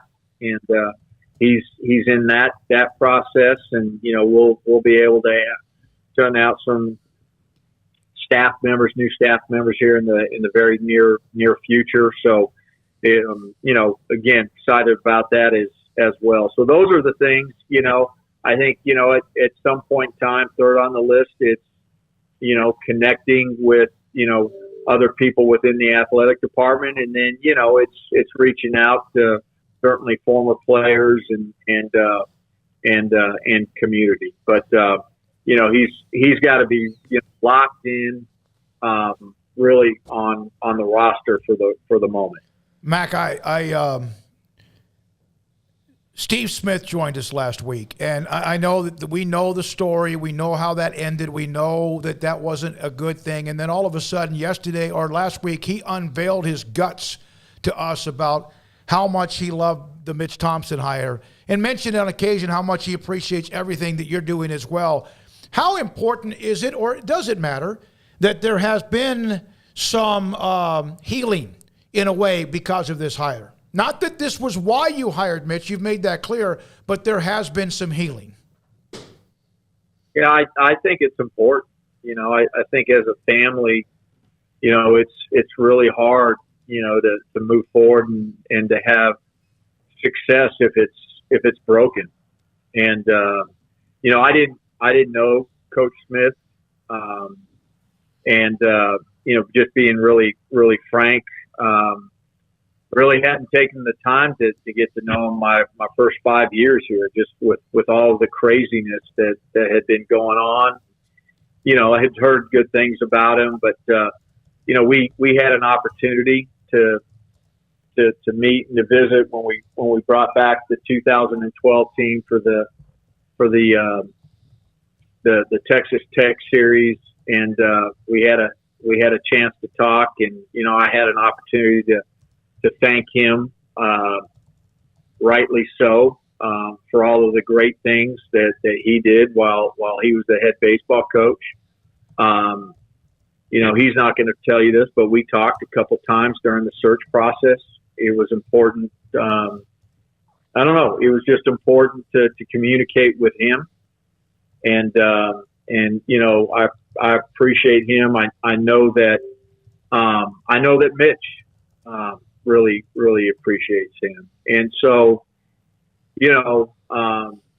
this baseball program moves forward with Mitch leading it, but we also need, Steve Smith as a part of it as well. And so, I think we're headed in that direction. Mac, with the official announcement of the four teams coming in next year, we kind of, all were waiting for that one to happen. How does the timetable, does that change the timetable or clarify the timetable on when you'll know what the schedule will be, commissioner, all that? What do you think, what can we expect next, if you can even shed light on it? Yeah, I think the next thing you can expect is the announcement of a new commissioner. Look, we had anticipated, and we were locking in that July 1, 2023 date for all four, and obviously BYU was able to do that immediately because they were independent, and in football, obviously not in their other sports, but easier for them to do that. And so again, grateful that the other three, in working with Commissioner Oresco, were able to find a way to extricate themselves fairly and it be a win-win for everybody. And so then I think it's, new commissioner. And then I think here, parallel path this summer through probably the 1st of September is really solidifying schedules, football and all of the sport program schedules. So, and clearly we've been working on all of that. And I would tell you that we're certainly much closer to the end than we are the beginning. There's branding campaign, again, introducing the new members and still, the 10 of us. And so there's that component. That's probably the next 3 months when we think about Big 12. Mac, we had a conversation the other day, and there's obviously a lot about Oklahoma and Texas, and they're going to be, taking some money with them. They're going to be taking some prestige with them when they go to the SEC, whenever that is, over the next 3 years. But how much do you think just having more of an equal feel amongst the schools will be beneficial, rather than what it always at least felt like on the outside looking in, of there was a couple schools that always felt like they were bigger, stronger, better than everybody else, and that their opinion should matter more? And that's just my take on it. But does it feel like things are going to be a little bit smoother, a little more equal respect around the conference when the new era hits? Yeah, I think there's potentially some opportunity for more unity within the conference, and I'm not going to get into any particular institution, Sure. but I think and I think that's what was really hard about what happened with those both leaving. I think I may have even said it on this show that I felt like in terms of unity, culture, the Big 12 had never been more together, and I think that's why it was a shock, and quite frankly, that's why it was a blow, and that's why it hurt, and so now we move on, and when the both Oklahoma and Texas leave, I think we're going to have 12 institutions that are equally committed to the Big 12, to its well-being, that are absolutely excited and want to make the Big 12 the best of the Power Five. I think we'll have 12 institutions that there will be times when they will look out for the good of the group and not just for themselves individually, that there'll be some selflessness within the conference. And, I left the meetings in Dallas with the presidents and the FARs and the FWAs. Like there's just a ton of energy, and it just feels good. And what I'll tell you, and we all know this, right? You can have great, unbelievable talent, but if you don't have great culture, you fall short. Not some of the time, but all of the time. And I think that the Big 12 is going to have really, really great culture. I'm not trying to put you on the spot here, and I'm not saying that the Big 12 didn't have a right to do what they did to Baylor on the money that was withheld that's been returned, but that damaged the brand. That was the main thing, damaging the brand. Did Texas and Oklahoma, with what they did, not damage the brand, and was that ever discussed on that end? I think if I'm following you Smoak, and yeah, absolutely, Texas and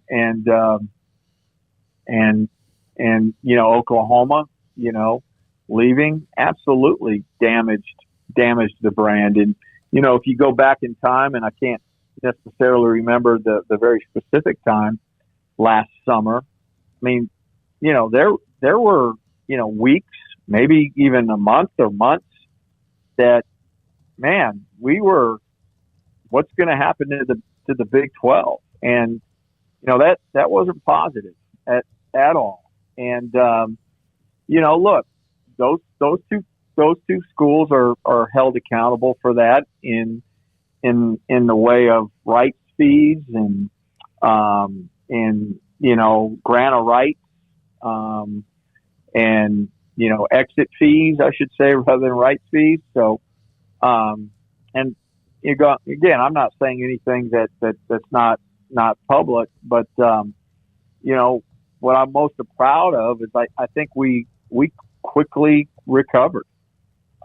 We quickly recovered by bringing in the four schools, and you think about some major things that happened within the league with having both Oklahoma State and Baylor playing in the Big 12 championship game, and second largest crowd ever, and the TV ratings, surpassing significantly, two of the other Power 5 conferences, and Kansas winning the men's basketball national championship. And so, I think we're back on our feet. I think our brand is really, really strong. But I also think conceptually, as we look forward, I think our brand 4 years from now is going to be much stronger than it is today. And I think we're going to have this opportunity where the Big 12 brand is going to continue to grow. I know you got to go real quickly. Dr. Livingstone, yet another group, another committee, the Board of Governors added to her resume. And tomorrow is Title IX and 50 years of Title IX. And we're going to have Nancy Lieberman on the show tomorrow. Your thoughts about Dr. Livingstone again with another check mark to what she's doing, and then really where Title IX might be, in your opinion, 50 years later? Yeah, no, I mean, I'm extremely happy and grateful. And, look, Bob Bowlesby is the person, when the previous Oklahoma State president retired, Burns Hargis retired and left that Board of Governors seat. It was Commissioner Bowlesby that appointed her, and so she's been able to be on the Board of Governors and will continue in that role. And I think that's really good for intercollegiate athletics. Obviously, she's got a great feel and understanding of intercollegiate athletics, and her and I communicate really, really, really often on a lot of different issues, and that's obviously a rapidly changing landscape every day. It seems like something else is different. And then, to Title IX, I talked about, some things that college athletics, as we go through this transition, cannot screw up. And, we talked about football Saturdays, college football Saturdays, and what that means to this country, and the men's and women's basketball NCAA tournaments. And then right along that is Title IX. And, that is something that I think the NCAA has done really well. And certainly there's always room for improvement, but the opportunities that females have been given because of Title IX, and the way that has happened within the NCAA, I think has been really, really positive. And we can't mess that up. As we think about scholarships and transfer portals and all of that stuff, we've got to protect that, and we've got to be committed to continuing to provide, female coaches, student athletes opportunity.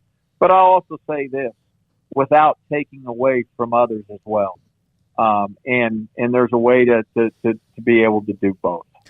Thanks, Mac. Appreciate it. We'll see you tomorrow at 11 o'clock. All right. Thank you.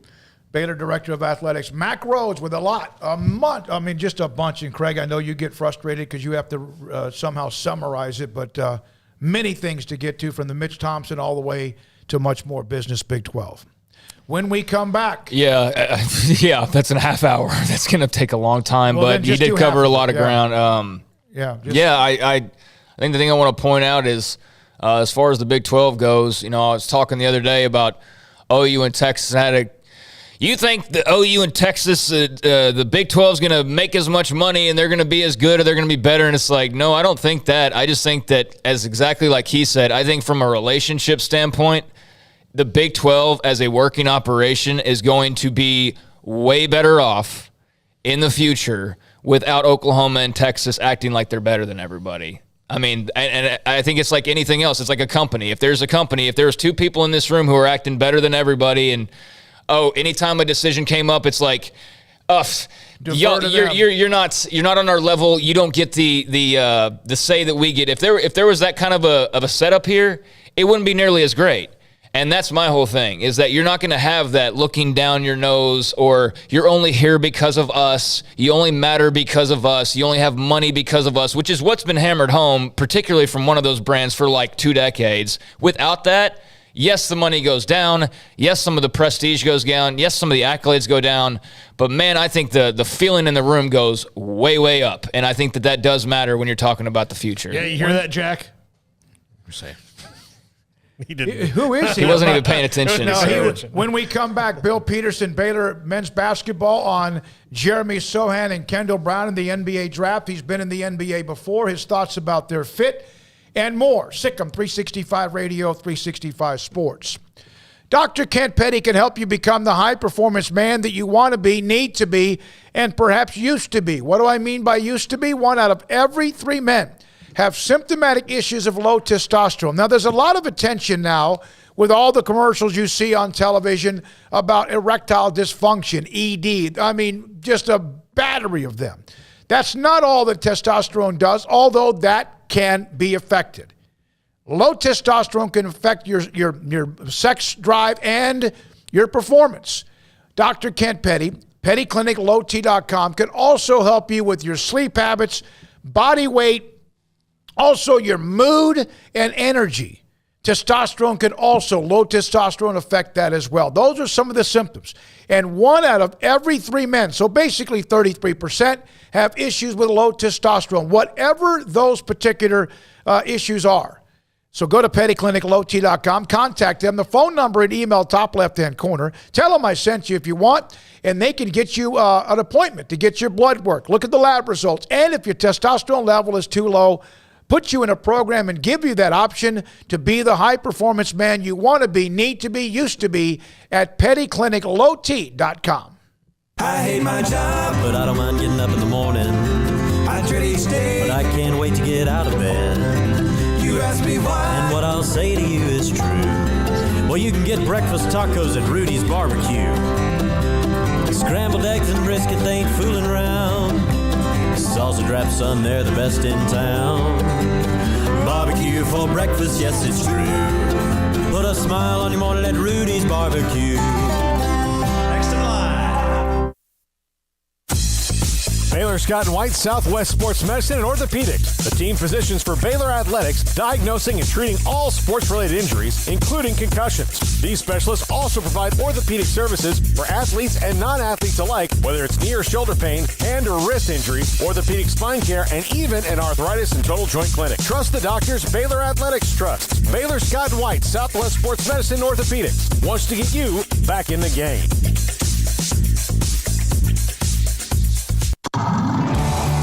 It's summertime. There's picnics, reunions, cookouts, and so much to do. And Waco Custom Marketplace on Lake Air Drive in Waco is your home for the butcher shop that can help you with beef, pork, poultry, and seafood. They are spectacular at being able to deliver you whatever cut of steak you want. Bone-in ribeye, however thick you want it, that's great. They'll do it. Sirloin, T-bone, porterhouse, bacon-wrapped filet. And, of course, as I mentioned, they have pork, poultry, and seafood. Their Norwegian salmon is spectacular. Also, all of the sauces and seasonings you'll ever need, all the ingredients you'll ever need to make sure you have that perfect, flawless taste. So it's delicious whenever you take something off the grill. And a full-fledged bakery as well, with fresh baked bread and kolaches every single day. Up and down the aisle of Waco Custom Marketplace, you also have what you need, from knickknacks to snacks to more, at 425 Lake Air Drive in Waco, Waco Custom Marketplace.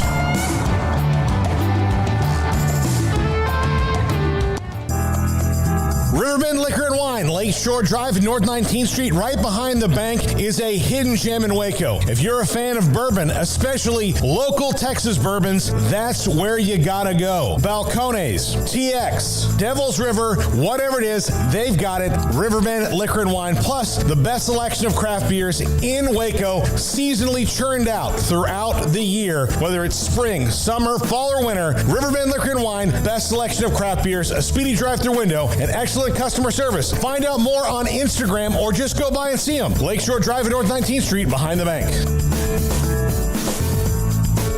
With so many companies and policies out there, it gets so confusing shopping for insurance, and I never know if I'm getting the policy that's right for me. Luckily, I met the team at the Niche Group Insurance Agency. With the Niche Group, you can go to one company and get access to coverage options from many insurance carriers, and you get to speak to a real person about your specific coverage needs. With the Niche Group, I know I'm getting the right coverage at the right price. If you need insurance, talk to the experts at the Niche Group at 1-800-258-8302. Welcome back to Sikkim 365 Radio. Have you subscribed to our YouTube channel? Search 365 Sports on YouTube. Bill Peterson, Baylor men's basketball staff with Scott Drew and company, has a resume that's very much deep into the NBA, and tomorrow the NBA draft. And, of course, Jeremy Sohan, who we discussed quite a bit earlier today, and Kendall Brown are a part of that as well. Bill joins us on Sikkim 365 Radio. Coach, thanks very much. Anytime we can get your knowledge on the show, it makes us smarter. So, yeah. Thank you. Thank you for having me. Hey, you too. At the beginning of the year, it looked like Kendall Brown was the lottery pick and Jeremy Sohan would be drafted if he entered the draft, and it's kind of flipped. Is that because Jeremy is a kind of like a Swiss Army knife with what he did his freshman year? Very, very much so, and it's Jeremy really progressed from the standpoint of, the NBA has become like a switchable league that wants guys that are big and can play a lot of different positions. And Jeremy showed that he can handle the ball, he can knock down a three, he can initiate an offense, whereas Kendall is more of a traditional wing that runs the floor and attacks the rim. And Jeremy's versatility really helped him to move up the draft board. How much do NBA teams look at a player's individual situation during the year, where you mentioned being switchable? At first, I mean, I know you guys kind of had him in that role, but then because of injuries in your situation, he was kind of forced to do that. And the minute he was kind of forced into that position, he excelled. Yeah. I mean, you look at different situations where he switched out on guards, he switched on bigs, and then something that really helped him. When we played Kansas here and we beat Kansas, Scott actually played him at the 5 in the second half of the game, and he just wore them out. David McCormick couldn't stay in front of him, and Coach Self put a little guard on him, I think Abaji, and he took Abaji down the mid-post and scored over him. He was just a terror to deal with. And they couldn't guard him because he could play all over the floor, and different people were guarding him. And he became a mismatch nightmare because how he played. And he was initiating here. He was bringing the ball up. He was initiating the offense. He could dribble handoff. He could set a ball screen. And because he showed his versatility, that just helped him immensely, that people look at him and go, wow, those are the kind of guys we're looking at for in the NBA. Because of his life, of where he has been and what he's experienced, that doesn't mean you got to, automatically you're going to be an NBA or a pro. But how much does his travel, so many different things he's experienced in his life, help him once he gets to the NBA? Helps him a lot from the standpoint of, first off, he played on the national men's team of Poland, and he started a game for them at 17 years old. And in the game he played, he had like 17 or 18 points. But more than that, he was playing against and with guys that were 33, 34, 35 years old. So they were European pros. So he's been around some older players, and he knows how to conduct himself, and he understands how to play. He's very, very sharp basketball IQ-wise, and he understands making the extra pass, and he understands initiating offense quickly and not to hold the ball or find the mismatch, whereas a lot of younger guys don't get that. They want to dribble and make their own move. He fits seamlessly, effortlessly into a real good team situation, and he's a guy that will be able to fit into any team he goes to offensively because he understands ball movement, spacing, and attacking the rim. He just has a great feel for the game. Any player that you get that might be a one and done, I know that there's, always kind of a ticking clock in the coach's head, but when you have somebody like Jeremy that maybe you didn't really lean that way when the season started, was the Kansas game where you started to get like, oh, this is over 50%. We're probably not going to see him as sophomore year at Baylor? I think that was a little bit of a tipping point, the Kansas game. But then, probably the first time that me personally saw something like that was when we were in the Bahamas and we played Michigan State in the championship game. And the first half he didn't play very good. And at halftime, me and Jared Nunes kind of chided him a little bit about, you're being soft. You're not playing hard enough, and you're not going to be a wuss like that. You're better than that, okay? In the second half, Michigan State was good and physical. They had 3 guys, 6'9" or bigger, strong bodies. They're good on the glass. In the second half, he just dominated. He got traffic rebounds. He got a couple 3-point plays. He had a beautiful finish on one of their big guys. He blocked a shot, and I started to go, wow, this kid's 18 years old, and we're just starting. He's just scratching how good he could be. If he just continues to do that, he's going to have a great opportunity. And then obviously, Villanova and Kansas and some of those other big games we played, just helped him to continue to do that. And then as the season went on, scouts would call and come watch, and they'd say, I think he's getting tougher. He's tougher. And then I had a guy call me last week and say, I know you guys got beat by North Carolina, but in the Carolina game, Manick nailed him with that elbow. And he said he popped right up and got after it the next play. He didn't lay on the ground. He didn't pout. He didn't ask out. He just kept competing. We love that. And that's some of the development and maturity you saw from him throughout the year. I know he was only on campus really for a short amount of time when all was said and done, and you guys got to know him throughout the recruiting process, but what was that time like, having him on the team and getting to know him even more so as a person? Maybe what are some things that stood out during that process? He's a great kid. He's a very effervescent personality, really upbeat. Doesn't come into gym very often with his head down.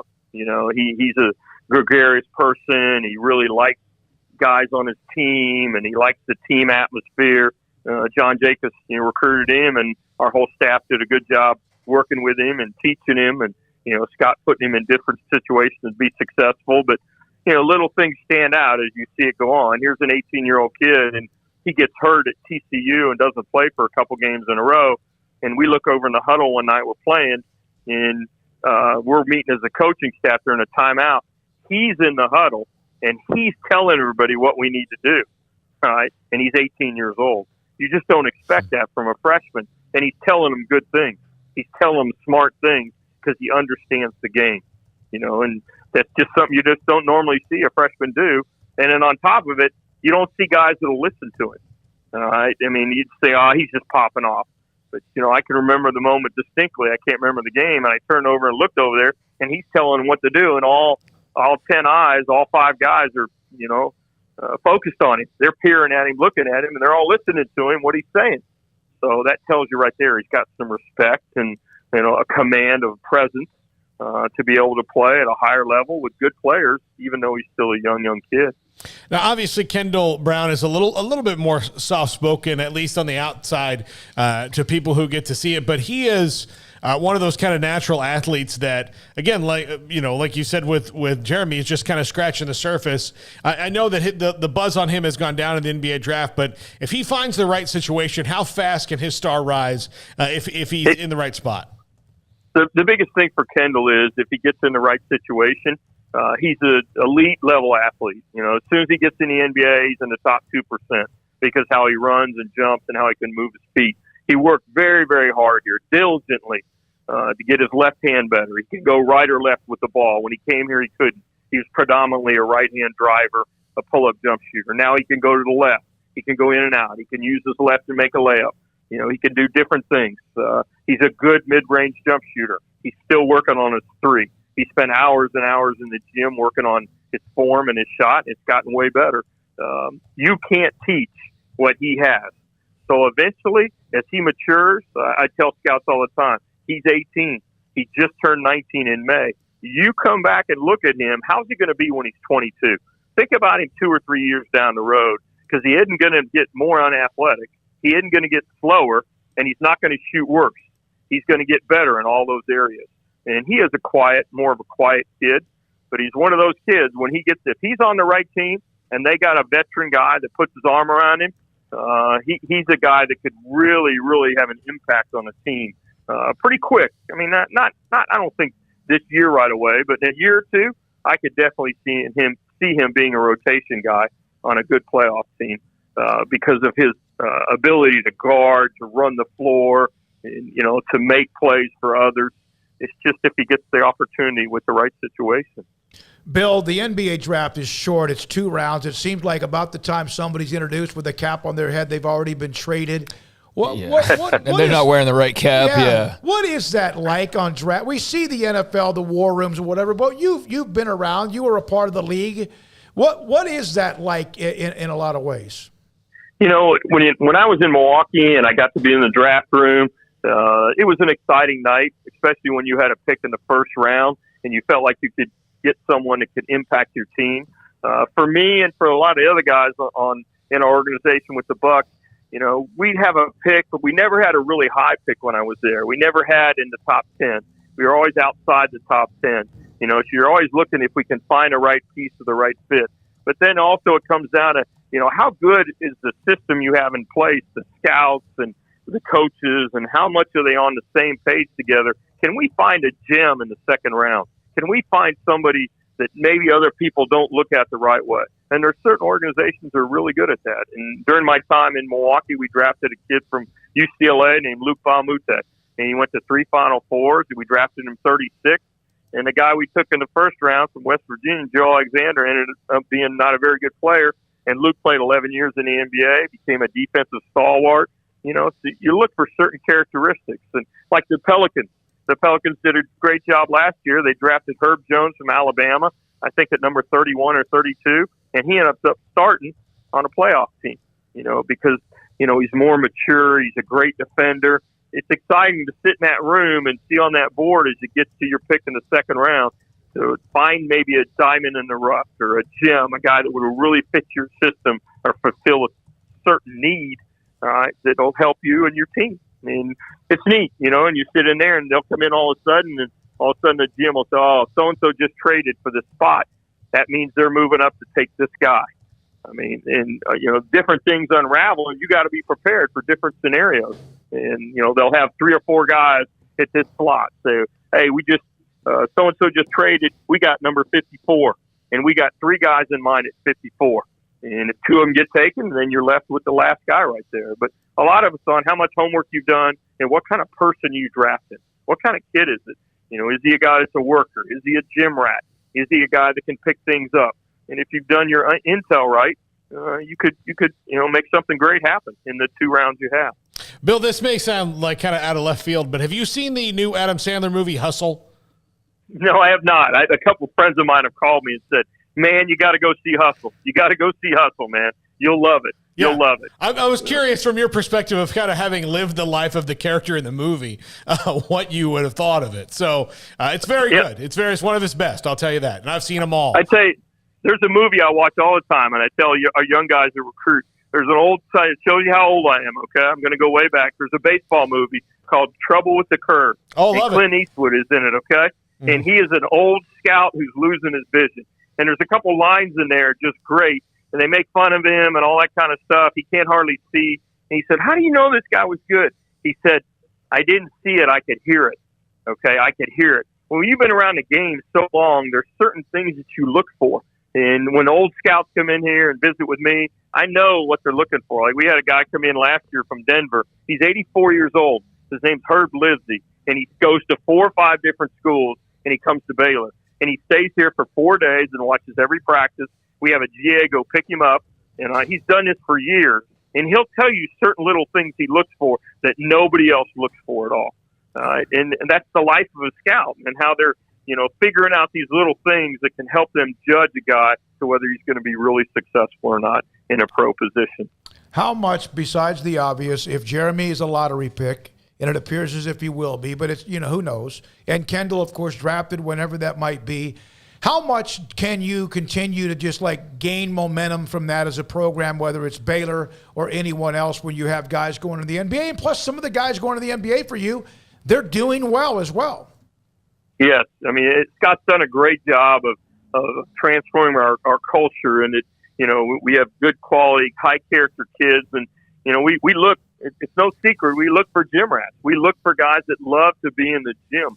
Because if you have guys that love to be in the gym to hone their craft, they're going to get better. Whereas if you have to drag him in there all the time and beg him to work out, it's going to be a lot tougher, even if they're talented. And some of these young kids we've gotten are kids that love to be in the gym, and they're coming here because our program has gotten to the point where they know they have a chance to play for a championship. You know, we have a chance to go to the Final Four and play for an NCAA championship, and then we're going to have an opportunity to play professionally too, because of how Baylor runs their program and the kind of people they have in their program. Bill, thank you for the knowledge, man. Appreciate it. I couldn't think of anybody else. I know that everyone on staff is a major part of what's happened with these young men and others that have been drafted, others who will be drafted. But with your experience, we appreciate it. Thank you, and have a great day. Thanks for having me on, guys. Have a good night. Bill Peterson, Baylor men's basketball, has been a part of the NBA, Mavericks in Milwaukee many years, was with the Mavericks for just 3 years, Milwaukee for about 7 as an assistant coach, player development with the Mavericks, and his thoughts on both Jeremy Sohan and Kendall Brown as well. We've got a segment or two to get to a couple of notes.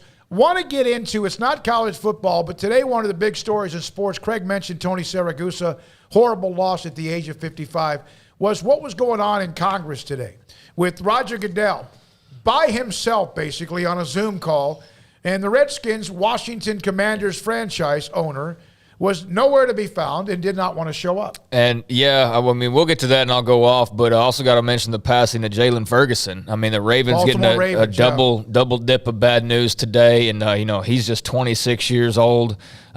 Don't know much of the details outside of kind of what the police reported. There were no signs of trauma, but it sounds like just a really sort of weird deal on the surface, so I'm sure we'll hear more of the details. But, yeah, just, again, another passing there. It seems like a daily thing. But, yeah, I'm ready to rip on Daniel Snyder if need be. All right, Patrick Queen, who played at LSU and, of course, a heck of a player with Baltimore. The last person I talked to leaving the facility spent almost every day in the sauna together trying to see who's going to last longer. Said it was our turn this year. Man, I'm going to miss you, bro. And so that was from Patrick Queen, teammate with the Baltimore Ravens. Yeah, La Tech guy, and so they expressed their condolences as well. And I saw, you know, several others. Former OU star Tony Jefferson had, you know, anecdote, and there's been many. He's very well loved, but yeah, just 26, and man, that's awful. He's the all-time sack leader in the history of college football. Or all-time tackle for loss. He's got a record. Yeah, he's a sack daddy. Yeah. 45 sacks, FBS record. And he's gone. So we had the kid from Purdue, gone. Young man from Houston Baptist, shot dead. And then the Ravens lost Ferguson at the age of 26. When we come back, we have to get into it. We have Tom Homo, who's the director of athletics at Brigham Young. It's their media day, and we'll have him today at 5:30. Paul's Top 5 in less than an hour. Sikkim, 365 Radio and 365 Sports. Waco Custom Marketplace. 4th of July is around the corner, so don't forget about ordering what you need for the grill for wherever you're going to be, whether it's going to be on a family vacation or even if you're at home or maybe a reunion among all the family wherever you might be. Right now, their specials are fresh red snapper filet for $29.50 a pound. It's delicious. 31 to 35. Gulf shrimp, $5.99 a pound. Hot links, $3.50 a pound. Chicken wings and chicken tenders at $3.99 a pound. Tri-tip at $4.99 a pound. And choice brisket at $3.90 a pound. Plus, they have seasonings, sauces. They have the charcoal you need as well, and they even have the pellets if you want to put that in your smoker. It is Waco Custom Marketplace, full throttle bakery, full throttle butcher shop, hometown grocery store, atmosphere and feel. Waco Custom Marketplace, 425 Lake Air Drive in Waco. The secret to living your best life is pizza, obviously. Golden crust made from scratch, 3 fresh signature cheeses, and the toppings, crispy old world pepperoni, savory Italian sausage, bacon. That's called a dream team. Find everything you need to live your best life and more at Marco's Pizza. Owner Bob Mock has been delivering pizza since 2001 and is the proud owner of 4 locations in Waco, Belmead, China Spring, Woodway, and soon to be open in Robinson. Marco's. Pizza lovers get it.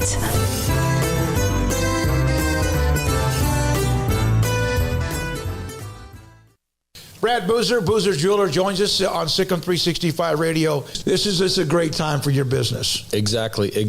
And one other thing we do that a lot of people don't know is we buy jewelry, heirloom pieces, gold, silver bars, gold bullion, watches, anything you may have that you want to. If you don't want to use it and remake something, like I did in a state yesterday, and I looked at 35 pieces, well, they're probably going to sell me back 30 because it's something they're not going to wear, nothing to use. So if you're looking to get a few bucks or to sell something or something you just don't wear anymore, I make my wife go through her jewelry box about every 6 to 8 months, and the things that she doesn't wear on a daily basis, this sounds horrible, but I take away from her and then I'll put in my estate counter, but then that gives me the chance to rebuy her something new moving forward. Instead of looking down 20 years down the road and you have 300 pieces of jewelry, it's something to refresh and make her buy something new along the way. You want to know why they're successful? Brad Boozer, the owner of Boozer's Jewelers on the corner of Valley Mills and Lake Air in Waco.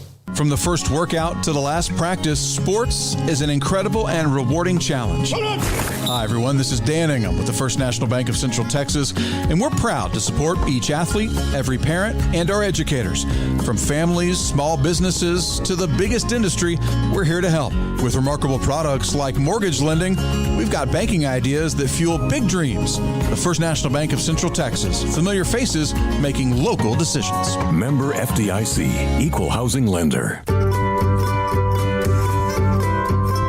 You want to know why Stonewood Dental is so successful? Listen to what happy customers have to say. It's pleasant. It's different than any other dentist office. I really feel like they care. And it's not that you're here for 2 hours waiting on someone to take care of you. It's quick and easy, and I bring my kids, and my kids love being here too. They really love the treasure box. Staff is really nice and accommodating, real friendly. You feel more like home. It's not sterile looking. Everybody has their own personalized rooms with decorations and decor, and they'll even have a blanket for you when it's cold. I've recommended people to actually come here, and they are patients now. I really love it here. It feels like family. Learn more, stonewood-dental.com.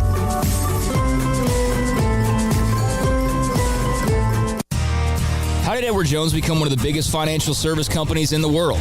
By not acting that way. Financial strategies, one-on-one advice, it's a big difference. And that's why Brad Wilson, your Edward Jones financial advisor, makes sense of investing. Experience the difference for yourself. Brad Wilson, 250 Sharon Drive in Woodway, 254-776-4337. Edward Jones, member SIPC. Welcome back to Sikkim 365 Radio. Looks like a busted play here. Williams in trouble, and he'll just throw it up and picked off. Al Walcott. The 5 o'clock hour is sponsored by Edward Jones Investments with financial advisor Brad Wilson. Investing is time and experience back to you and your money during today's changing times. Edward Jones, making sense of investing. Now, here's David Smoak, Paul Catalina, and Craig Smoak. USFL. I know we had Larry Fedora from New Orleans on a week ago, and they're in the playoffs. Kevontae Turpin, remember him? TCU named the USFL's MVP. So congratulations to him for that. And a guy that I would expect would be really good in that league. Yeah, I had no idea. I have not honestly kept up much with the USFL. So congratulations to Kevontae Turpin. And speaking of TCU, that's a team that I'm seeing people looking at the odds for next year and kind of trying to break it all down on where you can make money, who the safest bets are, and things like that. And keep seeing, the underdogs or the surprises and all those various lists that we're seeing in the offseason. And they're a team that a lot of people seem to be pretty high on as far as being a bit of a surprise or shaking things up, or at least being a team that's maybe not looked at as somebody to pay attention to, but very well could make some noise. And they're curious to me because, we've already seen TCU without Gary Patterson for a few games. But, I mean, this is like a full-blown now. It's like a whole different regime. He's not still game planning for Baylor for TCU, even though he's not technically the head coach as he was last year. He's totally not involved now. So Sonny Dykes, did a great job at SMU. I'm going to be very curious, though, to see how that pans out. They've got some talent, but it's going to be different. And I think with TCU, a lot of just what made them so strong was that reputation as much as anything of just – Gary Patterson and great defense, and you knew that's what you were getting. Like now, I don't know what you're getting exactly. I mean, you're going to get high-flying offense, but that's the same story in basically all these new hires in the Big 12. So, I'm just very curious how TCU plays this year. Want to make one note? Yeah, I don't know what to expect from them. Right. Of course, there's a lot of the coaching changes. I mean, that are going at on. SMU too, they out-athleted a lot. I mean, they were good. Don't get me wrong. I'm not blanket like they just had better athletes, but they did. In a lot of cases, they did have better athletes. That's not going to necessarily be the case in the Big 12. But I think the one thing we'll see over the long haul is the quarterbacks at TCU will play better under Sonny Dykes than they did under Gary Patterson. And I'm not trying to say knock. It just. I mean, that's what Sonny Dykes is better at. Yeah, but the linebackers might be worse. Like the defense might be worse, but each coach has their strength. I had a question earlier when someone mentioned Oklahoma and Gabriel and how many yards he'll throw for. Even though Jeff Levy's the offensive coordinator, we know what he's going to want to do. You have a defensive mind as the head coach, and sometimes that can change even whatever you want to do on offense, that complementary style that Baylor's playing with Dave Aranda, and even they tried to play under Matt Rule. By the way, Oklahoma beat A&M and knocked them out, so they get to sit back and wait for Arkansas and Ole Miss. They won 5. Go Big 12, baby. Big 12, baby. Big 12 going to win a baseball national championship potentially. Big 12.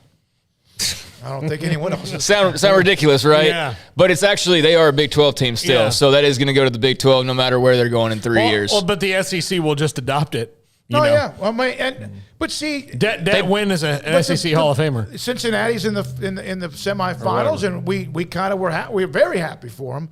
So it is interesting. They're connected to two conferences at this particular time. But Big 12 would not have claimed a title had Cincinnati won it. Maybe they would have. Who knows? But it would have been celebrated in a way as they're coming into the conference. And hey, that's fine. If you want to be attached to another conference now rather than when you're actually a part of it, then enjoy it. That's fine. I enjoy. First of all, hellacious win for Oklahoma. They are rolling right now. Now let's get to Daniel Snyder. Hold on, I'm sure my Uncle Terry is excited, being an OU baseball alum and being connected to that program. He's seen them have success before. In '94, they won the title, of course, but that's a long time ago. So I'm sure he's very excited. Why does everybody else get to win one? Their coach, by the way, was an assistant coach at Texas. He was at Navarro in Skip Johnson. Kirk Bowles made this point. Oklahoma has not trailed yet in Omaha. And they've been dominating their tournament, their side of the tournament, and they did again today, winning 5-1. Now, we don't have too much time because Tom Homo from Brigham Young is going to join us here momentarily.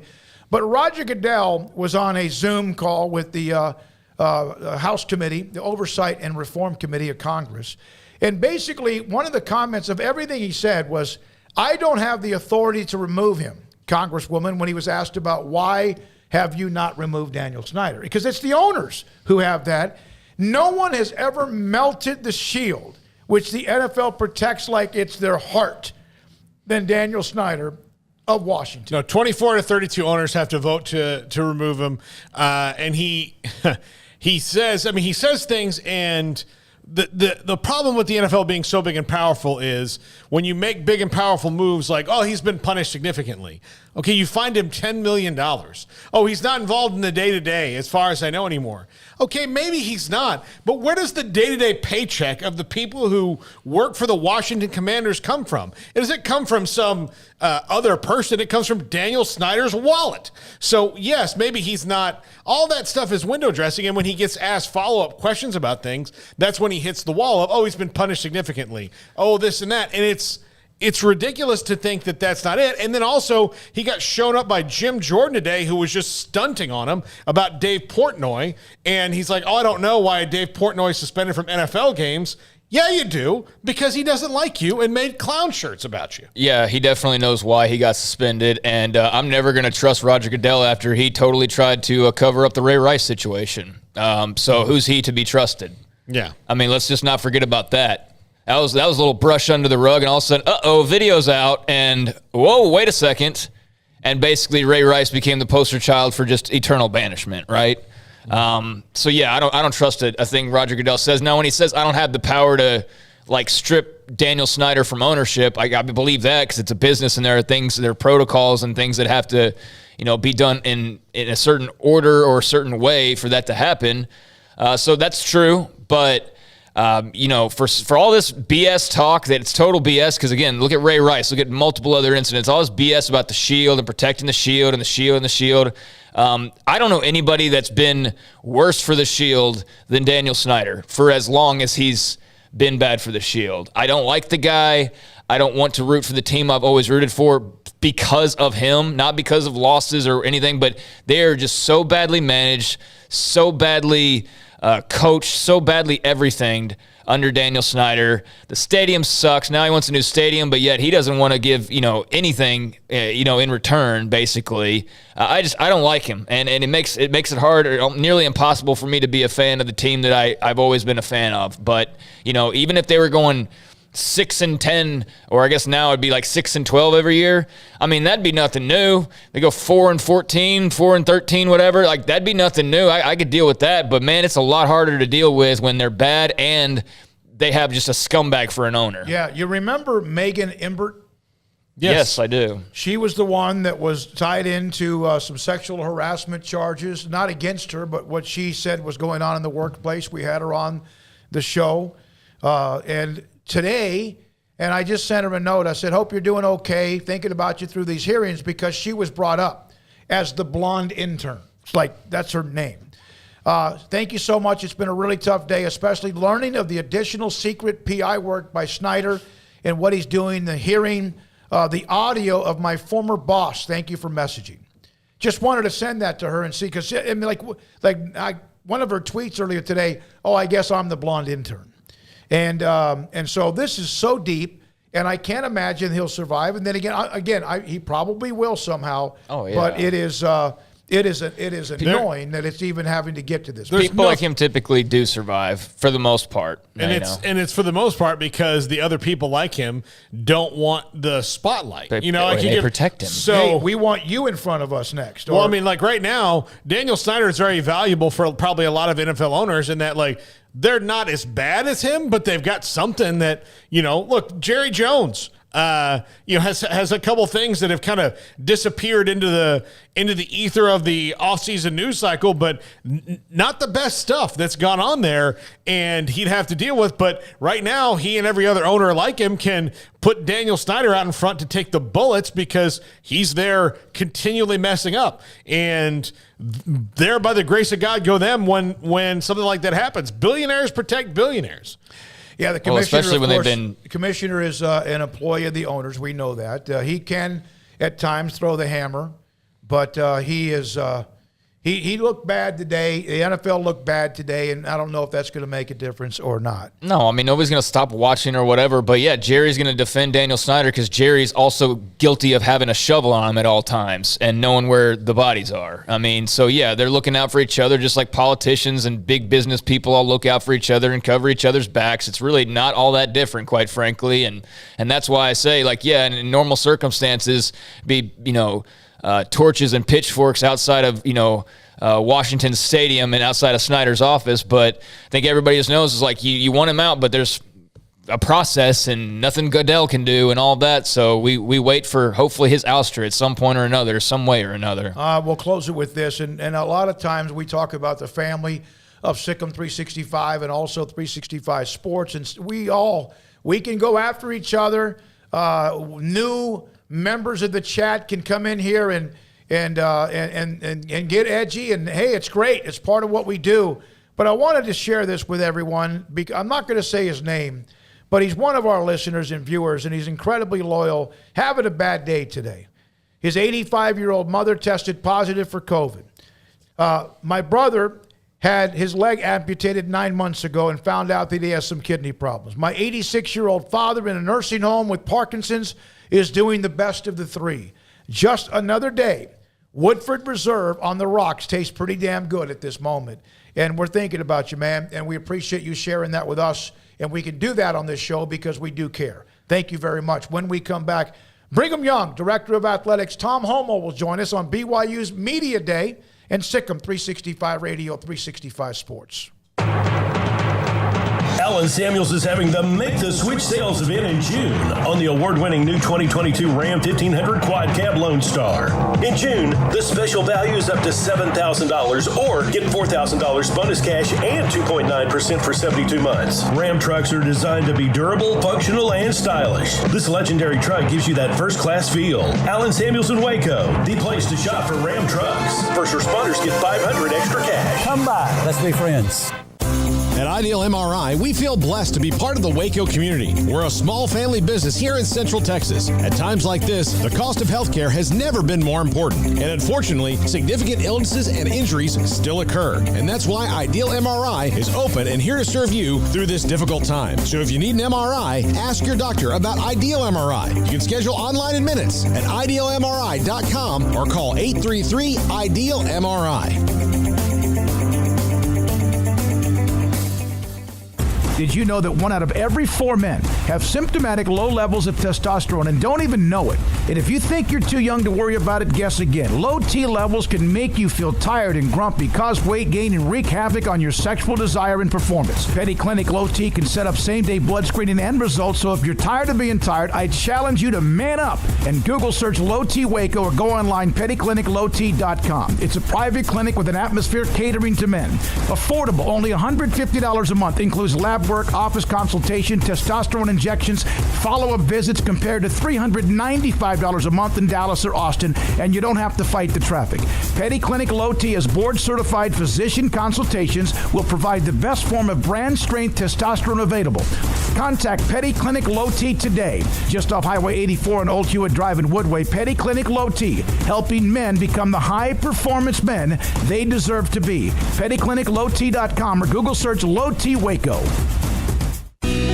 Let Camille Johnson Realtors guide you seamlessly through the process of buying your dream home or selling your current one. Commercial, farm and ranch, or residential, Camille Johnson Realtors can smoothly and successfully lead you through any transaction. With a team of 28 experienced agents who are excited about serving you, Camille Johnson Realtors services the entire greater Waco area. If you're in the market to buy or sell, contact Camille Johnson Realtors, 104 Midway Center in Woodway, or find them online at www.camillejohnson.com. Camille Johnson Realtors, elegant, charming, warm. Welcome home. Baylor Scott and White, Southwest Sports Medicine and Orthopedics, the team physicians for Baylor Athletics, diagnosing and treating all sports-related injuries, including concussions. These specialists also provide orthopedic services for athletes and non-athletes alike, whether it's knee or shoulder pain, hand or wrist injury, orthopedic spine care, and even an arthritis and total joint clinic. Trust the doctors Baylor Athletics trusts. Baylor Scott and White, Southwest Sports Medicine and Orthopedics wants to get you back in the game.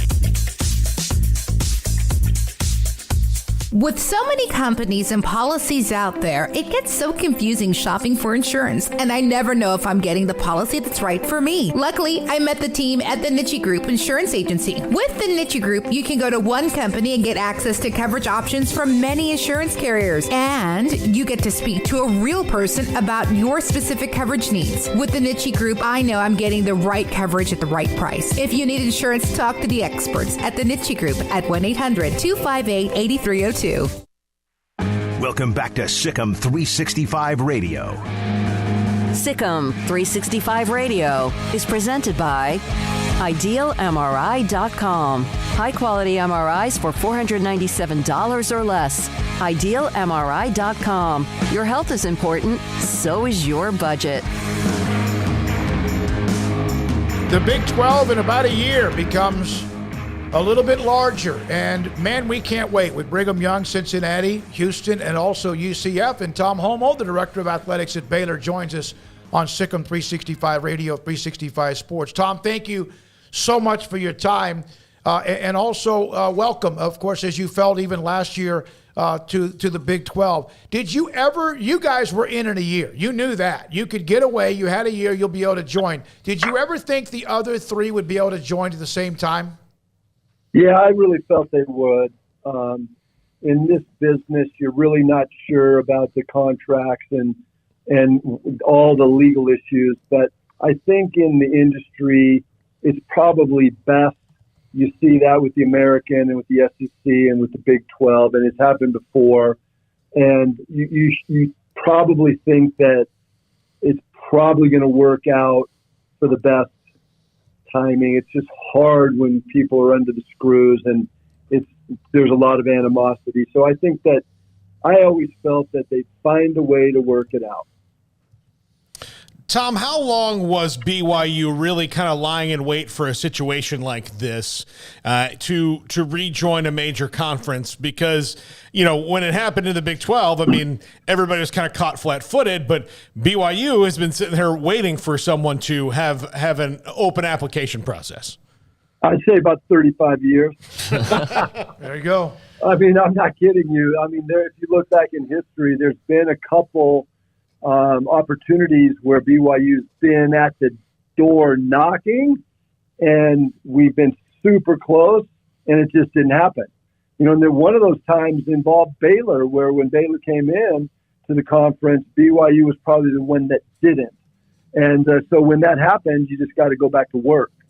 And I think that we've always kind of felt that it was really important to be able to get good exposure for our university, for our athletic department, and our teams, and then to be able to give really good access to Cougar Nation, since this is a school where students come from all over the country, all the states, and many places, and when they graduate, they go back, or they go to various parts of the country, go to graduate school or get a job, and they stay there.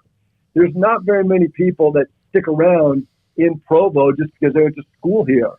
And so since we're a national university, you have people all over the place, and they were always wanting access to our team, and we just didn't really have it. So when we got the opportunity to go independent, we were able to give those two pillars. One was exposure for us across the country on TV with ESPN and BYU TV, and the second was access to our fans. And once we got that going, it took longer than we expected, but it's not on our timetable. It's on the timetable that the conferences want. So we've been waiting for a long, long time, and we're happy we're here now. So, Tom, with a move like this, I know a lot of people will cling on to, okay, well, what do we have to do as far as recruiting and getting to the Big 12 and facilities and things like that. But behind the scenes, I noticed that you've done some restructuring here recently in preparation for the move. What are some things behind the scenes that maybe the general public doesn't think about that you're also having to work on and tweak in preparation for this big move? Well, it's a very good question. I don't believe that you can go to Amazon and buy the book, How to Transition to Another Conference. Yeah. So we have talked to a lot of people. BYU, if you haven't figured it out by now, is a very unique school, and we have kind of our own way of doing things. So we are making plans to transition into the Big 12, kind of based on what we feel will be best for us.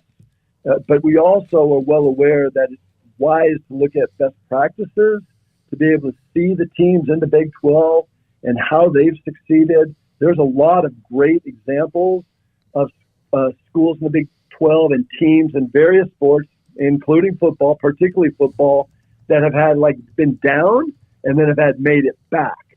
And you look at those and you see their formula, and it's not exact. You don't know the secret ingredients. You just see some things and you wonder. You don't always get that proprietary information, but we are doing the best we can to unlock those keys of the teams that have had successes in the Big 12. People have said, oh, here's what you got to do to recruit. Well, we'll see. I think it's a lot easier said than done. And as we've watched teams in the Big 12 or the P5 conferences, you really got to earn your niche. You got to find what works for you. And I think it's not going to be as easily as some people think, just because we're going into the Big 12, that all of a sudden people are going to start knocking on our door. Tom, we had Mac Rhodes on. He's on with us almost every week and incredibly accessible. And he talked about how the breath of fresh air, in a way, not so much the words he used, but we've used. Have you felt that? And secondly, do you feel the excitement from the other 8 teams that are left, even though Texas and Oklahoma are still around for another year, 2 or 3? Yeah, I think that would be an accurate assessment. I know the athletic directors and a number of the people on the campuses of Texas and Oklahoma. And so when I go into that room, I understand basically what Oklahoma and Texas were looking for, something like we were looking for. They felt that move was bigger for them, just like we feel like going to the Big 12 is bigger for us. So it's hard for me to really be too critical about that move, in that we are doing the same thing. Now, for various reasons, and there's a lot of things around it. But I think one of the things you said is true. When I went into the room, it seems like the athletic directors and the coaches, and when we were in Dallas, and Phoenix, we had football coaches and men's and women's basketball coaches. There seems to be a lot of energy in the room. There seems to be a lot of renewed passion. There seems to be good camaraderie. And I've spoken with the other 3 teams, Cincinnati, Houston, and UCF. And the 4 of us, we're thrilled because we feel we're going in at a really good time. And the 4 of us think that we have something to offer the conference, where each one of us has different strengths. And if we all come in together, we feel that we can make the conference stronger. I saw a quote from you earlier. Correct me if I'm wrong. I know it's not been announced officially by the Big 12, but you feel like the 9-game schedule, which they have now because there's 10 teams, but they're going to stick to the 9-game schedule with 14 and then eventually 12? Well, that's what we're looking at.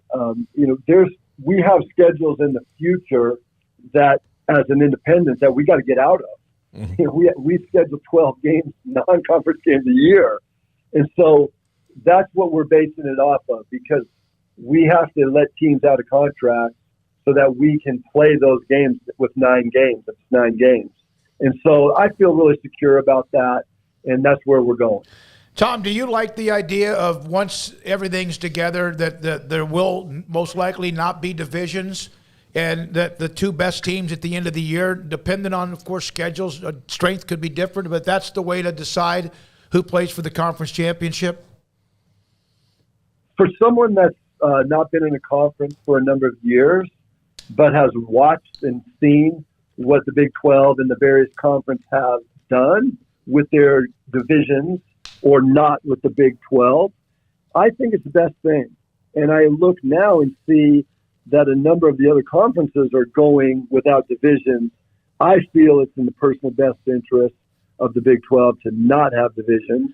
And as we do this, we may learn something from not having divisions that would change in the future. But I think going forward, especially since we're going to have Oklahoma and Texas for the near future, and then you're going to change the number of teams.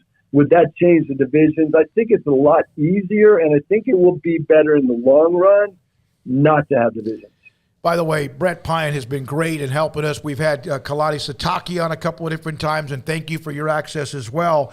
So what's it like? It's a media day going on, and I know you've been through a bunch of different interviews, and I saw one earlier today when you were in the studio at Brigham Young.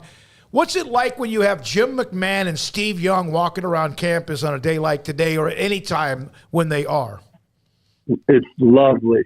Hey, look, at any time I have the opportunity to put my arms around 2 of my former teammates, I'm going to take that chance. And I'm telling you, like, our former players have been nothing short of magnificent to be able to come back and lend their support. It's amazing to me to think that these guys who are popularity, they're busy, they have a lot of things on their plate, and they will drop what they're doing to come out and support the Cougars. So there's so many of them that have done that, and especially around entrance into the Big 12. So those guys, like, a lot of times people will say, hey, that was so great what we've done in the independent era. But I'm telling you that this entry into the Big 12 is really a story of the tradition of BYU football under Lavelle Edwards. When he came to BYU, everything changed. He changed the passing game throughout the country. we had like continual string of All-American quarterbacks that are in the Hall of Fame, the National Hall of Fame. That just was amazing. And then it transitioned to Coach Croton and Coach Mendenhall and now Kalani. And I think that this 40-plus year tradition and culture of BYU football, which LaBelle started, and right now, we're riding on the shoulders of these incredible football teams from the past and current. So it's a humbling experience to be here, but we really look back and credit the past. Those guys like Jimmy, Steve, Ty Detmer was around today. Man, it's amazing to look up and go, hey, we did have some pretty good players around here. You said former teammates. Did you play against Baylor in those games that Coach Taft had in the 80s with Steve Young, the one Coach Taft talks about all the time, that Steve ran up to him after the game. It was such a great game and said, man, that was a great football game.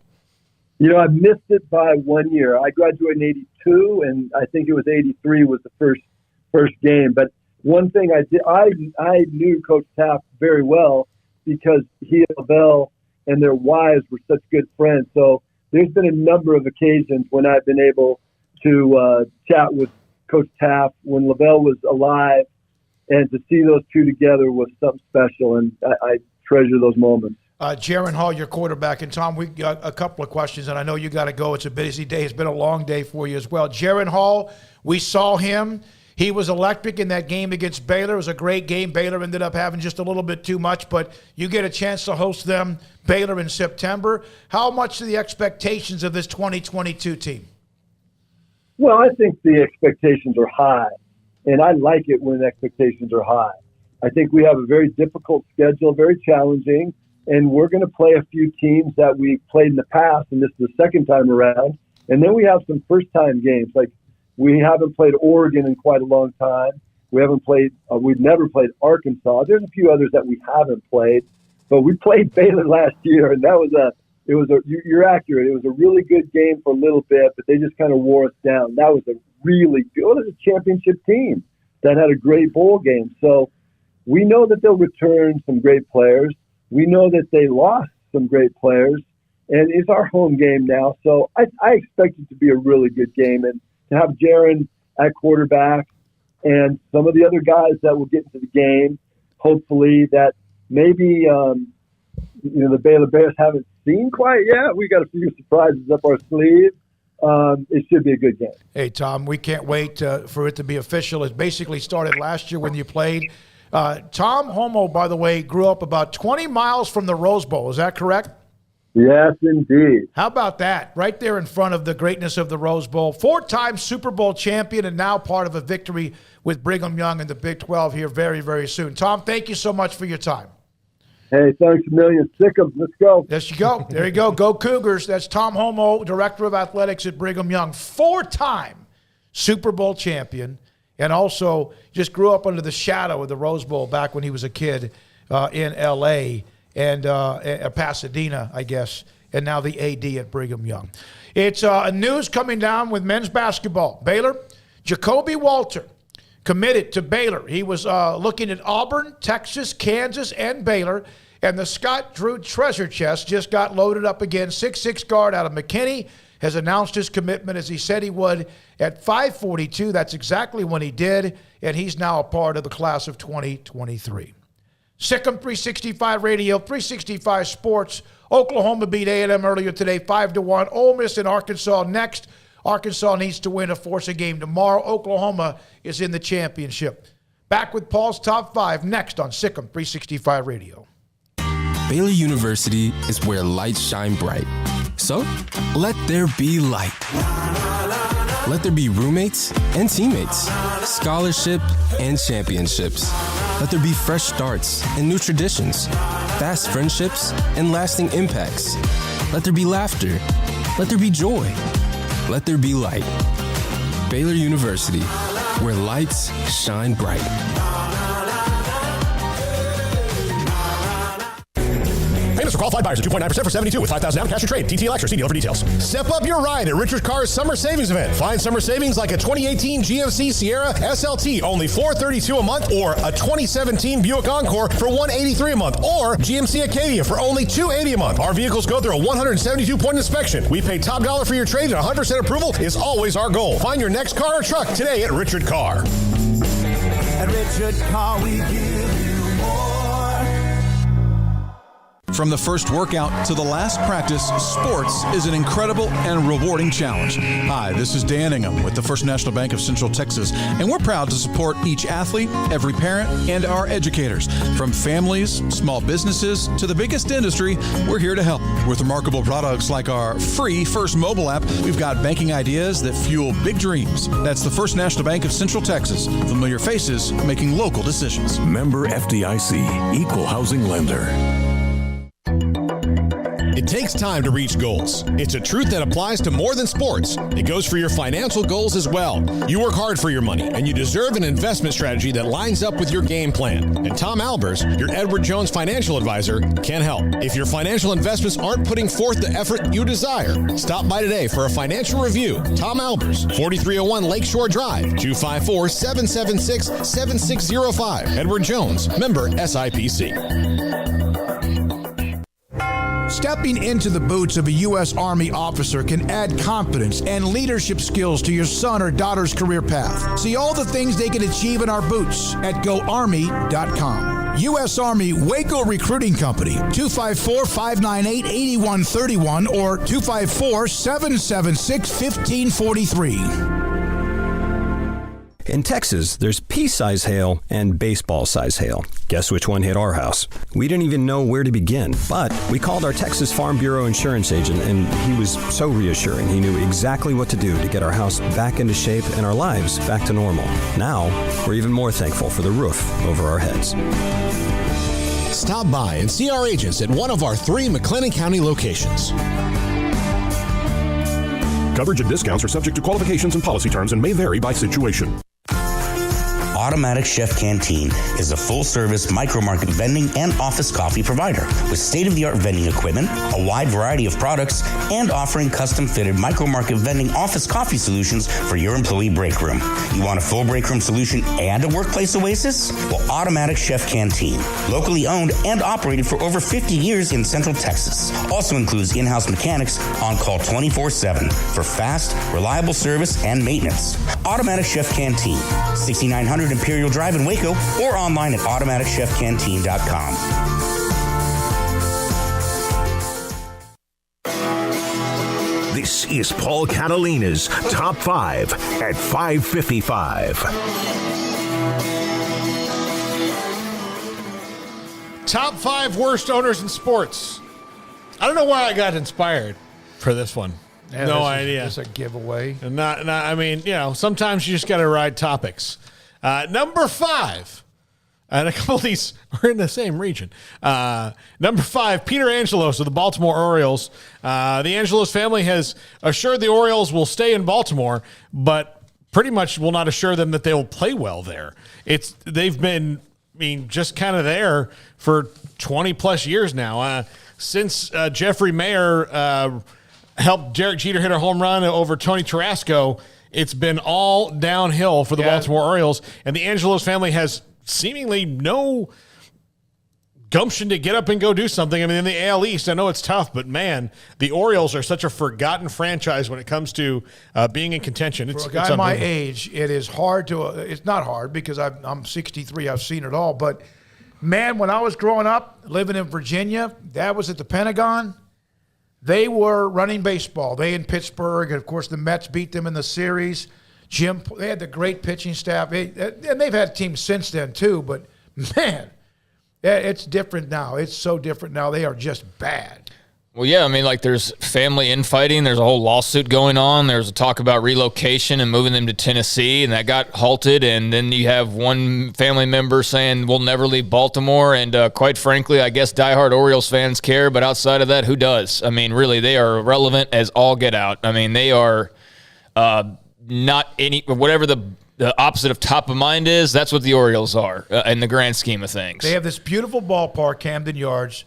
At the first year, second year, they had over 3 million fans. In 18 and 19, prior to COVID, 1.5 million, 1.3 million is their attendance, which was 14th among all teams in the American League. Oh, my gosh. That's just nuts. Well, yeah, they wanted to move to Tennessee, or one of the family members did, which, that's been talked about as a spot for baseball expansion in one of those cities, along with Charlotte and some of the other spots that have been brought up. But, that's not going to happen. But, yeah, that's just – they're there. That's what they are. They're there.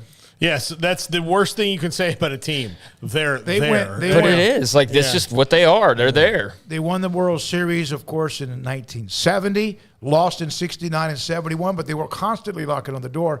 Pretty good in the 70s. 83, won the World Series, and there's been 5 appearances in the playoffs since then, since 1983. And they have, two of the most, Brooks Robinson, Jim Palmer was really famous too, but Cal Ripken, for a guy who grew up when I was beloved. The guy every baseball fan loved. Brooks Robinson, Frank Robinson, Jim Palmer, obviously Cal Ripken Jr., you mentioned him as well. Earl Weaver. Yeah, I loved Earl Weaver. He was crazy.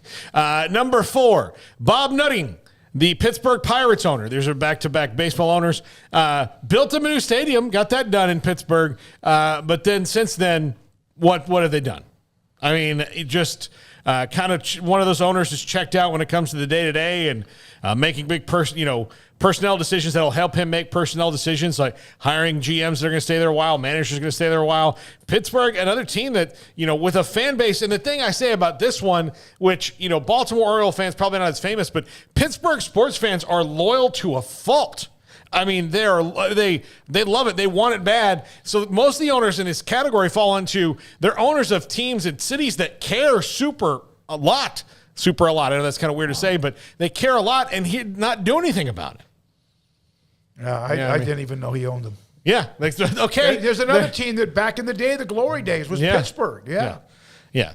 Let's go ahead to number 3 because I want Craig's opinion on this. Jimmy Haslam, Cleveland Browns, has enabled a team to trade for a guy who's going to get suspended and give him the biggest contract in NFL history. Not to mention they've been all in all bad except for 1 year that he's owned them. There's culture problems that he's been accused of. And again, by the grace of Daniel Snyder, Jimmy Haslam probably gets a lot of the stuff that'd be going on with Daniel Snyder right now because the Browns organization is a mess. It's an absolute mess and has been. And, hey, we're going to go big and get Deshaun Watson. Great. Is he going to play? Is the NFL going to suspend him? Is that something, a PR decision that you want to make? Jimmy Haslam's fine with it. Yeah, and they looked like they were turning the corner. Yeah, they kind of did. And who knows? With Deshaun Watson and whatever that situation is going to turn out to be. They've been basically a laughingstock franchise my entire life. So going on closer to 40 years now than the other way. But they're the butt of the joke all the time, every time, and always pretty much have been. And the only times they haven't been in my entire existence was here recently, although not the most recent, obviously, but a couple years ago. And then maybe a couple of spots in between from the mid-1980s to now. But other than that, they are the team that are just the laughing stock, yeah. And it was cool to see them actually get some momentum, and then they go and they sign Deshaun Watson. And so, like I said the other day, of all the teams that were going to do some deal like that, it would be the Cleveland Browns that were going to do that. Like the Dallas Cowboys have had their own fair share of dumb decisions, or any other team you want to point to, but they're not doing that dumb of a decision to give $200+ million guaranteed to a dude with 50 freaking lawsuits filed against, or allegations or what have you. And I understand just yesterday he settled like 20 of 24 or whatever. But you gave that dude who had to settle 20 of 24 lawsuits $200+ million guaranteed. Like, how insane is that? Who would, what kind of sense is that? But that's the Cleveland Browns. They're one of only a handful of teams that would have done something that extreme with as much of a potential bust in your face, blow up in your face type of risk, of course it was them. That's how I feel about it. Yeah. Number 2, and these next 2, I think, are the 2 fan bases that love their teams the most, that get the least out of their owners. James Dolan, New York Knicks. I mean, New York is the basketball mecca. The Knicks are, the Nets are a Johnny-come-lately to that. The Knicks are the city's team. The stadium is in the heart of the city. The Madison Square Garden is the place you want to be if you're basketball or entertainment or something. It is a glorious place to be, to do anything in the kind of entertainment world and sports. But James Dolan, for some reason, cannot figure out that maybe the team that lives there and has 41 games a year might need to be an attraction to it. Another one of those, what used to be. And he's got like a cover band. Oh, no, apparently. He's definitely got like a band that's been pretty well known. He's talked about it and promoted it. And actually, I think there was something involved in the Knicks, I think, and yet he had like a concert he had to play. It was something stupid like that, or that he booked himself to be like I don't remember because I don't care about James Dolan.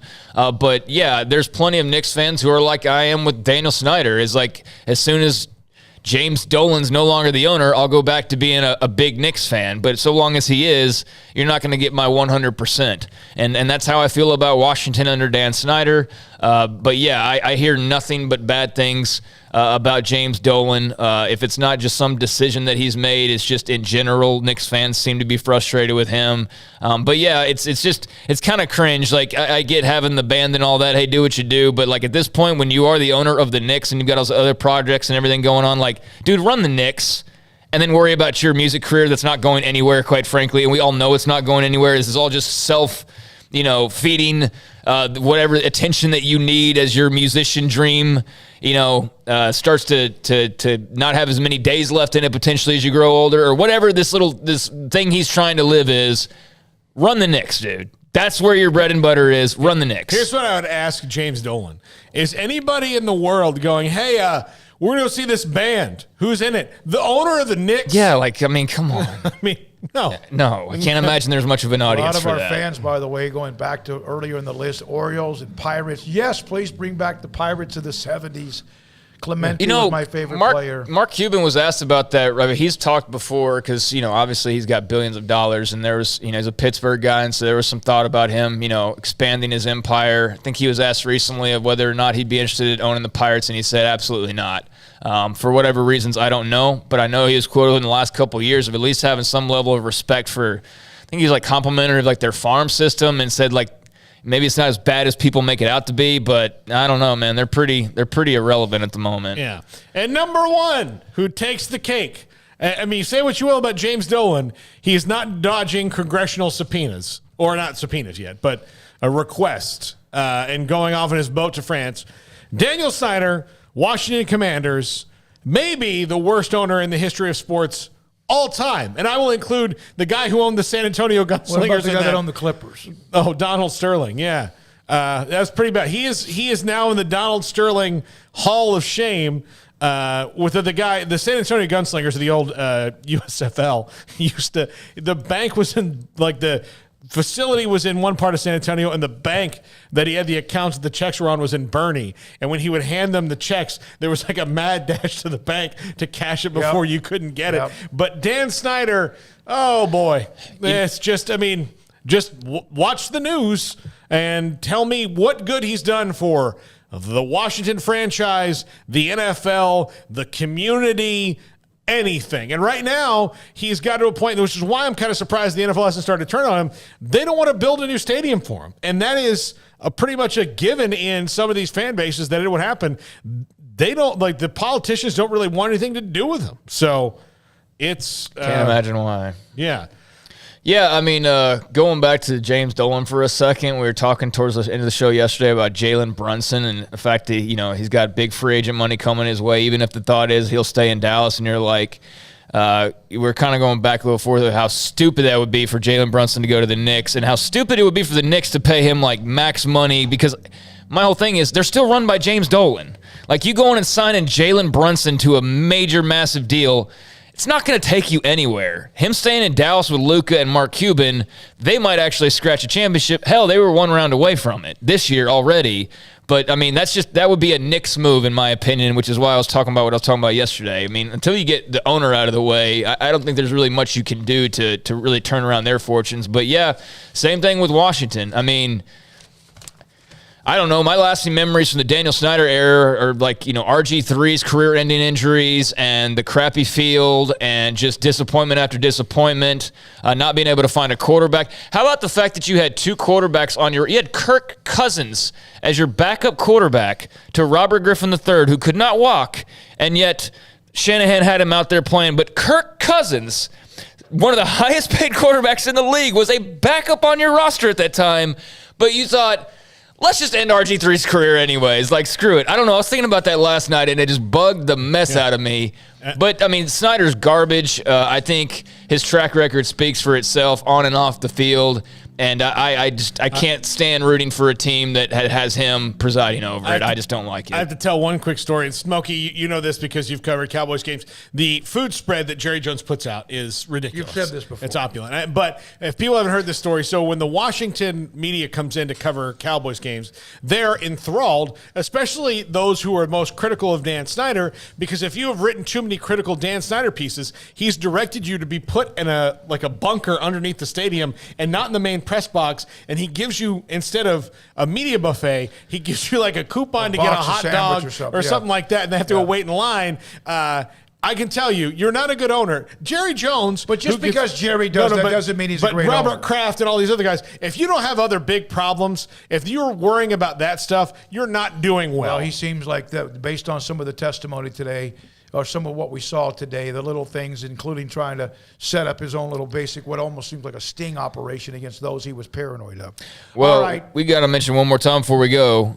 Jacoby Walter, that's a big-ass deal for Baylor to get a 5-star guard for the 2023 class. I mean, we just kind of mentioned it because we had to take a break, but they beat out some good teams for him. They've got some tremendous momentum, as we talked about, but that's a big land, a big splash, and I'm sure we can talk about it more tomorrow. But, yeah, big-time get for Scott Drew. All right, thanks to, again, both Mac Rhodes and also Tom Homo, ADs with the Big 12 and future Big 12, among others. Jacoby Walter's a huge story. Tomorrow, we will focus a little bit, well, a lot, on 50th anniversary of Title IX with former basketball great Nancy Lieberman and Brendan Van Langen, who's a broadcaster who covers the Big 12 as well. Sikkim 365 Radio. Oh, tomorrow morning, 11 o'clock, Mitch Thompson introduced his coach. He'll join us on Friday at 3:20. Good night.